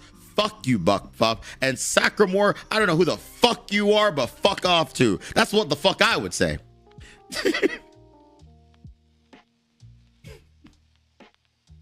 It's so petty. It's so petty. All right. I don't have evidence of anyone else being included in this, although there are more people I suspect have been aware of what is happening beforehand, if not also involved in planning themselves.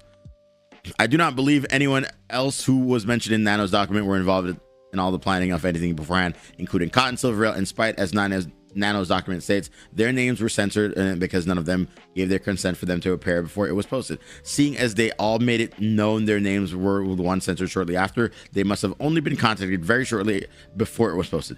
Cotton tweeted one of Nano's screenshots with her name uncensored about 2 hours after the document was posted, and Silverveil and Spite posted their own documents, and Nano screenshot about 14 and 18 hours after Nano, respectively. So the 17-day timeline, the 2 weeks of cancellation. I don't even blame Cinder for this, doc. The way people attacked her for being kind of a weird friend was rootless. Yeah. Okay, hear me out though. I'm not gonna lie. Like when the docs first came out, I will agree that I was one of the people that did attack, because to be fair, they did make Cinder look like a shitty person, but mostly because of Red. And Cinder was claiming that, you know, she was like, what the fuck? Like, I don't know this Red guy thing. When, you know, we all fucking knew that it was her boyfriend. It was like, what the fuck are you saying? Why are you lying about this? Right? Which then kind of made it look worse on her, because it was like, okay, like, why would you lie about that? We know it's your boyfriend. Relax, you know? And it, you know, every screenshot without the context that is now provided made Red seem like he was, you know, being like, oh yeah, we don't like these people, we need to do everything to make sure they don't succeed, type thing, right? But the reality of the situation isn't even that. The reality is the Nanoless is a fucking liar. That's the Red's still weird, but like Nanoless is a fucking liar, and Cinder honestly is just innocent. She's just stupid for dating Red. Red saw Nano working a model for Charlie on her stream and messaged her about it. Red messaged Nano about Charlie again and asked, talked to her about her behavior towards me recently. This was the last time Nano messaged either of us. Nano showed Charlie the thing Red said about her. She was the first person Nano spoke to, and Charlie told Nano that Red was manipulating her, leading to Nano leaking more of their DMs, and Charlie told her to contact the people affected, including Bao. Okay. Are these YouTube? Okay, hold on. What is this? Was a problem. Anyways, long story short, that was the one message that got everything rolling, because I explained how that's weird. That's cringe and manipulative to do and bother Nano with. If she has a problem, why not come to me? And boy, that's where it started. That's Lily, she did DM you and you chose not to respond to her. Why would you say, if she has a problem, come to me, and then you didn't respond to her? How the fuck is she gonna fix? Sorry. I'm getting mad, bro. I'm getting, where the fuck is the doc, bro? Sorry, bro. I'm sorry, bro. I can't. I hate these women. I hate Charlie. All my homies hate Charlie, bro. I'm sorry. I'm not a Charlie supporter anymore. That pissed me off. Maybe I'm just angry, but that pissed me off.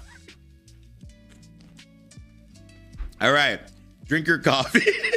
I'm so mad, bro. I'm so mad. That just made me angry. I think we need to stop with mentality of jumping on a side or abandoning and give people time to process and give people time to put all together. No, that's fair. Shall mean come to her, or shut the fuck up, Pythagio. How long have you been awake? The entire goddamn time. All right. Shelly said the screenshot Nana showed her was from a few days ago when she saw them She said this was what started it all. When Nano decided to show Lily more, this is speculation, okay? Speculation.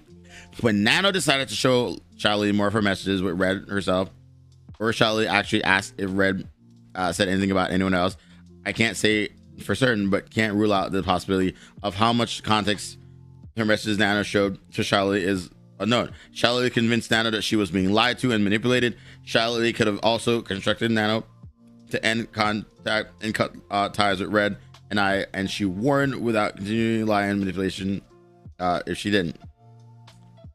So, what, I probably read that wrong. TLDR. Charlie is like, Nano's like, yo, Cinder, it might not like you a little bit. And Charlie is like, what the fuck? That's weird. Like, what the fuck is she telling you? And then she's showing her the DMs. And Charlie is like, oh, you're being manipulated. You know, if she had a problem with me, she could have just came to me herself. But then Cinder did go to her. And then she ignored Cinder. But then sat here and claimed that she could have gone to her herself. And then she convinces Nautilus that she's being manipulated. That's crazy. That's wild. And my first time talking to everyone, guys. Usually Larkin's been watching you since you started this. When following left for work, it's 7 a.m. 10:30. Still going. Damn, you're at least halfway through. I think we are. This situation made me see the darker side of VTubing. Even my Oshi back shit doesn't even feel the same. Yeah, I mean, whatever. I messaged Boeska since I didn't hear from Charlie directly in weeks. He implied that she'd been too busy. Implied anything with me soon. I messaged Nano for the last time, asking her to come to my stream again. Nano's manager message read about Nano parting ways with us due to artistic burnout or whatever.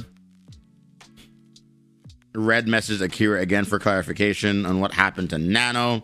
Nano did not message Bao. Shiley did instead, telling her that they needed to talk. Bao told Shiley she wasn't in the right headspace to talk until the day after surgery. However, it was rescheduled for Monday. They did not talk until Bao recovered from surgery. Speculation is that Nano could have messaged Bao about it too, like Shiley suggested, but apparently didn't. Shiley was the one to reach out to Bao to tell her the information. Why? Yeah, why is Shiley doing this? Like, why is Shiley? Okay, sometime between these dates, when other friends first were informed and got involved in what happened, a few of them had plans to go to the Ren Fair between the 18th and 20th. Red and I were originally supposed to go too, but had to cancel because of family plans and Easter. I don't think Shiley would have told any of them about this whole while on the trip between these dates. The last message from any of the friends from Numi in our DM was from Numi in our DMs the 21st. It was uncharacteristically short. And then Numi was just saying, getting back into breathing normally again. On Buff stream, she said, with the fire VTuber that happened recently, a lot of us didn't say anything until the person who was affected said something, and we all went to said person and said, hey, what do you want to do? And they said, I want to do this. And we said, okay, girl, like, you go and we'll be here to support it. The way Buff said it implies that my friends all knew about what happened before the person who was affected, Bao, was even involved because of the surgery. So it does kind of sound like Shiley told everybody before she told Bao, because Bao was trying to recover. A lot of us didn't say anything on the person. Yeah. Isn't talking about saying something public, because right after Buff said that they asked the person they wanted to do about the situation, which Bao revealed was her choice. The VOD of the stream was made private within a week of it happening. Bao revealed it was her choice. I feel like I was tasked with an impossible choice. And I hated that I had to be in the position where it had to be me to say something or no one else would. And it's not about whether or not I'm right or wrong, but it's the fact that I didn't even want to be in this position to begin with. And I know. So they made Bao make... Why, though?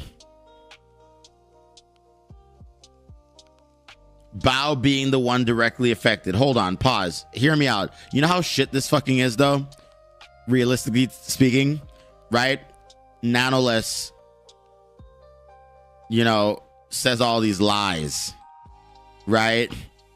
Nanoless is spewing lie after lie after lie to fucking Shallily. Shallily is fucking telling the lies to everybody. Shallily is like, oh my god, bro, Cinder is a bitch, you know? And everybody's eating up Nanoless's lie. They're like, no. Yeah. No, Cinder is a bitch. What the fuck? Bao, what do you want to do? All right, she canceled your model. What the fuck do you want to do? Right? And Bao obviously feels betrayed because she's like, what? Like, what the fuck? My friend, my only friend, canceled my model? Not knowing the whole time Nanoless is a lying bitch. That's crazy. That's crazy. I sent my last message to Shallily to talk about what was going on between us. She never replied. Read to the final message to Kira about now. Bao went under surgery to start recovery. Bao finally talked with Shallily about what was going on, and they made a group chat to gather evidence, corroborate stories, and plan the documents together. Bao's editor was involved sometime after this, most likely by her. Bao's documents that I found out about this less than 48 hours ago, and the time it was posted on was the night of the 25th. Lily said it was 5 days before on her stream on the 28th. Damn. Interesting. The problem, Bao could have just went to Cinder. It's pathetic. No, I agree with you. I agree. Like at every waking moment, Cinder's Shallily is like, if Cinder had a problem with me, she should have come to me. Cinder did go to Shallily. Shallily ignored her, right? Bao, if she had a problem with fucking Cinder, could have gone to Cinder, but instead decides to do the one thing that every VTuber will always claim is fucking cringe: make a Google Doc. That is actually pathetic. That is genuinely fucking immature and pathetic. And, you know, like, if any of them were any fucking semblances of adults, they would have just fucking, like, talked it out, right? Which, by the way, I'm saying this as someone who is going to a convention where I will probably see some of these people in a few weeks. I don't give a fuck. I'll be real with you. I've always just been honest about my feelings on things. And realistically, like, this is just sad. Right? Like, yeah, just fucking talk to each other. Right? Like, actually, no, I agree, Pasta. We're too old for this shit. I just don't care about this anymore, bro. It's so stupid. It's so fucking stupid, man. Like, again, they all made very stupid and immature decisions based on one person lying to them. And one person saying, oh my God, this is our opportunity to bring them down, right? Like, Nano Bao and Cyclone documents posted the same time, 23 minutes span. Okay, blah, blah, blah. Red and I both separate messages to Nano that were soon deleted, followed by her blocking us. Their documents were posted together in the middle of the night in my time, so I'd be asleep when it happened. I wouldn't have a chance to do or say anything to anyone before the narrative about me was widespread out of Shally's fear of me manipulating my way out of it. Shortly before, Cotton, Silver, and Spite were contacting about their inclusion and possibly encouraged to make their own statements, evident by their names being censored in Nano's document when it was posted. But Cotton tweeting one of Nano's uncensored screenshots just 2 hours after, and Silver and Spite's documents posted the next day included Nano's DM screenshot too, with their own names uncensored. They weren't contacted by Nano, but I believe by Shallily, just like Bao. Interesting. I had a fight and falling out with Red before 3:29 a.m. Eastern, which led to me firing him at 4:24 a.m. Screenshot in Red section. The document and statements posted in the others through April 26th and 27th weren't pre-planned alongside Nano and Bao Sagamore, so I won't list them here. I mean, realistically speaking, she didn't fire him. She broke up with him. Let's be real. Just be honest with us. Secondarily, right, you could stop lying about this. Just say you fucking broke up with the guy. All right, you got back together recently, but you broke up with him. All right, just be real. Just stop fucking lying about that. and I think people will respect you more. But realistically speaking, I think what happened was she saw the doc and she saw what Red was saying, and I was like, what the fuck? That's fucking weird.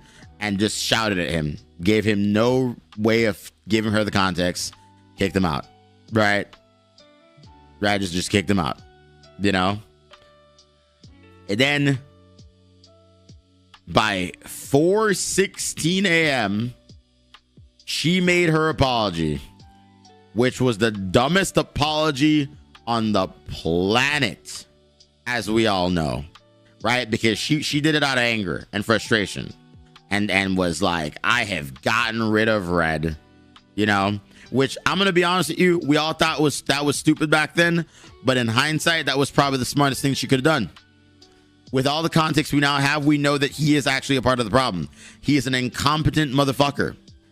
And then Bao replied, and then Shy Lily replied, right? Bao talked about everything. Buff Pup talked about it. Shy Lily talked about it. Numi, I didn't even know Numi talked about it, bro. What did Numi say? Hey. What did Sorry, guys. What did Numi say? Immediately, because it's difficult. But I'm gonna hope that after this we can move on, and I can ask that maybe we could try our best to try to look. And yeah, to say that I was angry really is an understatement. I don't know. I feel like I spent so much time looking at what people were saying in response to that, and she just sounds disappointed. It was just, I don't think that there was a lot she could have said to fix any of these relationships. But I think that we all really did hope that she wouldn't choose the worst path for herself, and she did, and it just really sucks. So Numi's coming off of this based on the fact that, you know, she's like, yo, you decided to do your business thing over the thing that mattered to me more, which is music. And they both had conflicting opinions there, which I don't think is a bad thing. And so Numi just seems disappointed because from her perspective, she's seeing all these allegations and it's like, oh yeah, no, it's like she's just focusing on business. She did the whole line of it's just business thing type thing because she didn't have the context. No one had the context back then. So I get that. I get the frustration. I get the sadness. I get that now. All right. Nano's new manager speculation. The first thing that needs to be addressed is Nano's new manager, who messages were shown at the end of Nano's section, who's Akira, and how did they get involved. It's very hard to believe that they were ever actually Nano's manager. So how are they connected to, and how did they get in contact with Red? Akira is the games director for Colonel Hearts and founder of the game studio Inferior Games in Argentina. Okay. All right. Cool. All right. Cool. Mio, Nano's husband, who's always acted as his manager, is present in Nano's profile. Okay. However, Momo text follows Akira in the screenshot above this. Momo is the lead artist of Akira's upcoming game, Colonel Hearts, and is also from Argentina. Okay. Momo is also a close friend with Nano, who she saw IRL 5 days after I posted my apology, and a week after Nano posted her document. Okay. I don't know if Nano knew Akira already, but Momo is the only connection I could find between them. In the past, Nano talked to her friends about things Red had said to her. And in November 2023, it was Nano's friends who told her it was unfair for Nano to work with us. This is something Nano was confused about and not something Red said to her. That is true. Nano did say, yo, my friends think it's weird, but Red was like, what the fuck? But then Nano also was the person who was like, yo, I want to work exclusively. So this was a lot of miscommunication. I think her friends were just gaslighting her. And then she gaslit herself. Right? Like, that's weird. That's just weird. In the conversation, this was shown in Nano's section. Nano was shown to be leaking private artwork she was working on in my upcoming debut to her friend. And then, all right, cool. After speaking to Shalili about Red, could Nano have gone to her friend Momo, who could connected her with Akira to play the role as her new manager to Red. Akira was someone Red and I didn't know, and now we know Red's conversation with him wasn't genuine. Evident by what happened after, but also the fact that Nano removed evidence of her ever being in a chat to begin with. She then made Red the group leader before leaving. To leave a Discord group you own, you need to manually choose someone to be the leader. She did not choose her manager of the chat supposedly by her mission. She chose Red to make it look like it was his group all along, and that she was never a part of it because their actual goal was to separate us from Nano altogether. So why was this done, and why do I think this was only after Nano spoke to Shiley? Nano avoided every communicating directly with Red or I again after the 12th, and I believe she would have gone through this effort with Akira on her own. Everything started when Shiley told Nano that things Red said about her were all lies and manipulation. Wouldn't it be likely that at some point Shiley would suggest or direct Nano to separate herself from Red and I to avoid being further lied to and manipulated? Nano then needed to find someone neither Red or I knew to separate us, since she couldn't do it herself. The same way she couldn't contact Bao herself, and Shiley had to do it for her. Damn. But before going over to Nano's document, we discovered that some of Nano's screenshots were dated in 2 different time zones relative to EST. What? Some 1 hour ahead and some 2 hours ahead. For a screenshot show like this, Nano's account would have to be physically logged into 2 different time zones when taking them sometime between 412 to 476. Nano would have had no reason to have these screenshots from conversations years apart and years earlier already taken before Red spoke to her on the 12th, and must have had at least some taken during the same time as a conversation with Charlotte just days later. Sure, this is the first screenshot shown in Nano's document about the exclusivity deal. The first message is timestamped at 8:29, but this is Nano's message in Red's DM showing as 6:29 EST. Nano's screenshot is 2 hours ahead of EST. This is the screenshot about Shiley in Nano's document. The first message shows 10:16 p.m. Here is the message at Red's DM showing 9:16 EST. Nano's screenshot is only 1 hour ahead. If Nano was the one who took all of her own screenshots herself in the 2-week span, that discrepancy shouldn't exist. This shows Nano wasn't acting alone when taking screenshots of her own DMs that were shown in her document. Here is a list of dates and topics and screenshots that appear in Nano's document and the time differences. I've also listed conversations shown in full in which are missing context in her document. Yeah, I see. She is putting out timestamps now for everything, but I mean, all this points out is that, like, yeah, she had a friend help her take screenshots. You know what I mean? Right? I think that's all that points out. Nano's story in her document was on the basis for any information that anyone else involved being made public, with her DMs being the source of many of the claims. How else could anyone come out publicly and use Nano's messages with my manager as evidence unless she was a victim herself? Nano lied to my friends and lied to the public, saying that what was presented in her document was what truly happened. Let's go through Nano's document piece by piece. Interesting. Yeah, I wanted to share my experience with Cinder and Red manipulating me. Nano wasn't manipulated to do anything she didn't want to at any point. That is true. And any conversation with Red nor I, treating Nano well over the year we've worked with her is not manipulation.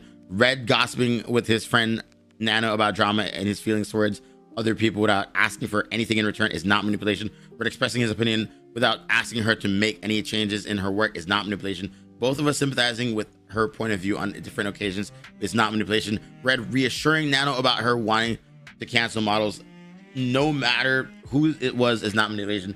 Red telling Nano about what he had against Bao after she asked him to explain it to her is not manipulation. Red and Nano negotiating a mutually agreed upon deal is not manipulation.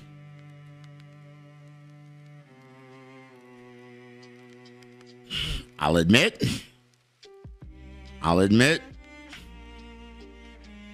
she's got a point.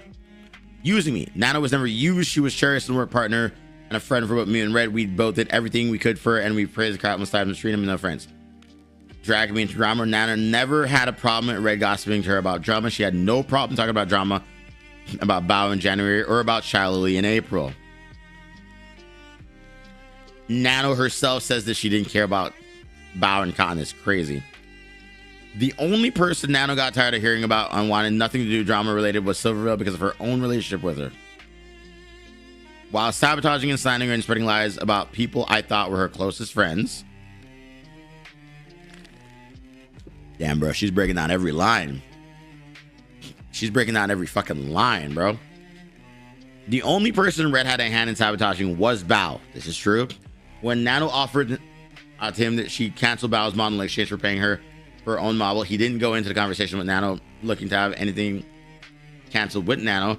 He wanted to prevent Bao from working with her because of his own opinions and part of his exclusivity deal. He told Nano never mind when he found out about her model before Nano said it was okay and inquired further before she offered to cancel it. This is true. This is true. This is true. Nano did make the decision herself in the end. Nano made a lot of those decisions, as we saw, which is crazy. That's insane. Red didn't lie. Red attacking Bao is just still so stupid, though. Right? Red didn't lie about anyone he talked to Nano about, not spite, not Silver about, or shallow. Even in some of the things he said could have been wrong. Everything he said to her was based on his own opinions, experience, observations, and he generally believes to be true. The way you talk to a friend is the same way friends said how they thought Red and I worked together at home and thought about what they were led to believe happened. He did not maliciously lie to anyone to sabotage him. I want to share what I've endured over the years. You've seen that Nano had to endure over the years in her section of the document. And it wasn't for sure if it felt like experience working in real or just burnout. This was the only time burnout was mentioned in Nano's document, even though it was the entire reason her manager, Akira, told Red she wanted to stop working together about a week earlier. If Nano genuinely felt this way, then she showed no signs of either of us included her last messages to us. The last time she implied feeling burnout was 7 months earlier in September when she canceled 7 models herself. That is true. She did cancel the models herself, and then she did offer to do more work for Cinder. In fact, she kept saying that she wanted to do work for Cinder, despite her saying that she was burnt out, which is actually kind of fucked up. I think this proved that I was lied to and manipulated over the course of years while working with Cinder. This is an interesting thing to say after knowing full context of Nano's DMs with Red, and you'll see how many lies are present in the document to manipulate the narrative of the public, and the fact that my friends were lied to and manipulated to support her. This was let's see.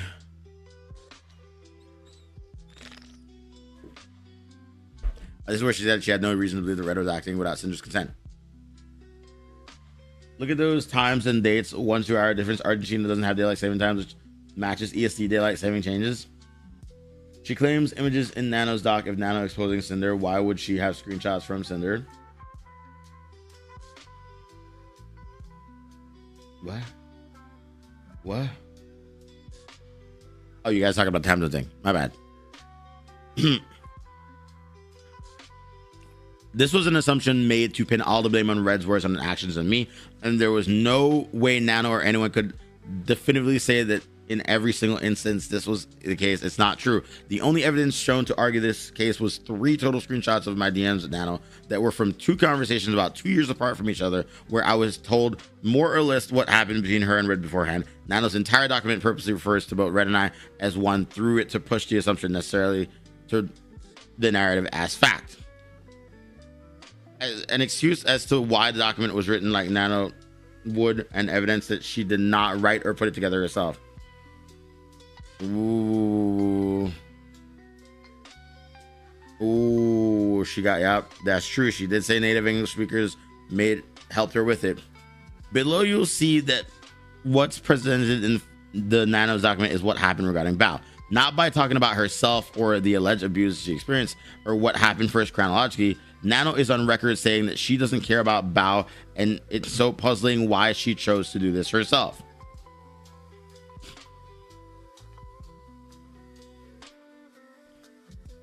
After, let's see. And before breaking down the section about Bao, I need to point out the problem with the presentation and her model cancellation in Nano's document. Bao's model was canceled once in August of 2024, but Nano was overwhelmed with her workload again in January 2025 due to her offering and agreeing to do it Red. Nano's document misleads you into believing all of Red's messages about Bao and her model are from one time, never specifying a difference in the presentation of messages that were over 5 months apart, both placing the DMs from January 2025 right before August 2024. It then deceitfully manipulates the messages to leave out vital context and misconstrue actually what happened. This is true. Nano did do that. Nano did do that, and then claimed that she slandered other creators. Spreading rumors while manipulating me is all in our best interest. Nowhere in the screenshots presented does Red say to Nano that anything would be all in our best interest. Red has never said anything like this to Nano. They also complain and accuse Bao of giving their editor too much work, resulting in the editor not having any time for new clients, which will be important later on. Red did not make this claim against Bao and said nothing about the editor not having time for new clients. Our editor wasn't seeking to take on more clients and was content editing for me and Bao only. This is what he said, which is a screenshot to show in her document. And I don't mean taking like he doesn't work with us anymore. He does, but he has to dedicate time for her now, and sometimes that gets in the way of our projects. Interesting. The screenshots below show them showing their affection and appreciation, immediately followed by spreading rumors and lies to make other clients appear problematic to manipulate any future decisions regarding commissions. Here is a direct claim of manipulation by Nano with a screenshotted evidence presented. However, when you have the full context, you can see the affection and appreciation Red showed was in response to Nano's own message that were purposely cut. Why weren't these messages shown?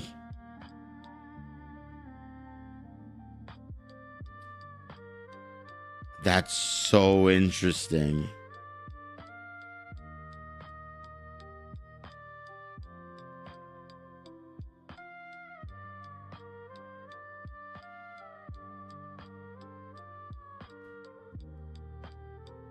That's so interesting.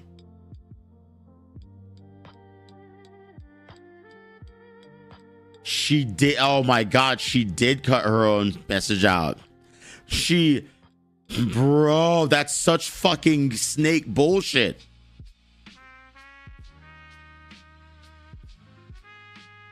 That is true. So Nano posted this. This is the shit that she showed us.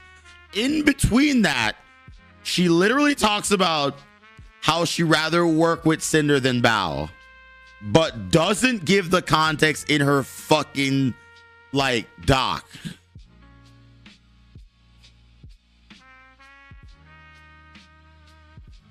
That's so weird. That's so fucking weird. Interesting. Yeah, I don't know why Nano's being sus.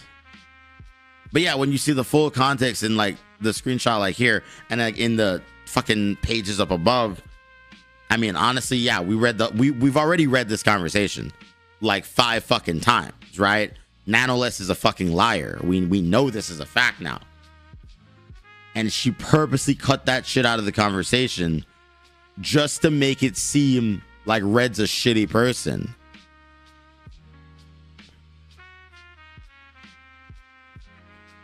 That's interesting.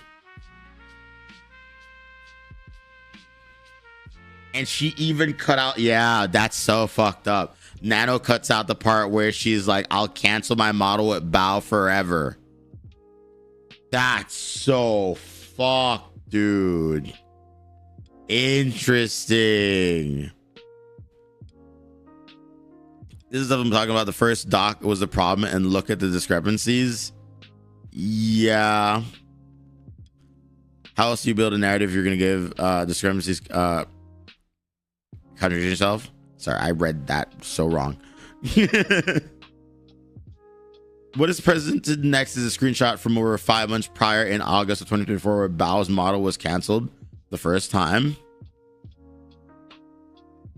This is true. I did mention this. I'm not the only person that mentioned this, but I mentioned it when I was reading it. I remember I went through this. I was like, why are these screenshots out of order? I remember I complained about that. I was like, these screenshots are fucking out of order. This is pissing me off. Right? And so, interesting. Nano's documents never shows where Red and Nano to cancel Bao's model just because it didn't happen. Bao's model was canceled, but he did not ask her to do it, not in August or in January. In this instance last year, shown above in Nano's document, she was the one to bring up the considering canceling Bao's model. All Red did was reassure her in 2024, and it was okay to do so since that's what she implied what she wanted and ended up going through with it herself. That's true. She brought it up. She said that she lied and she hadn't even started the fucking model. Right? And then she claimed to everybody that Red made her do it on Cinder's behalf, even though she decided to do it herself. Right? That's crazy. And then this is more evidence of Red being like, you don't need to fucking do that.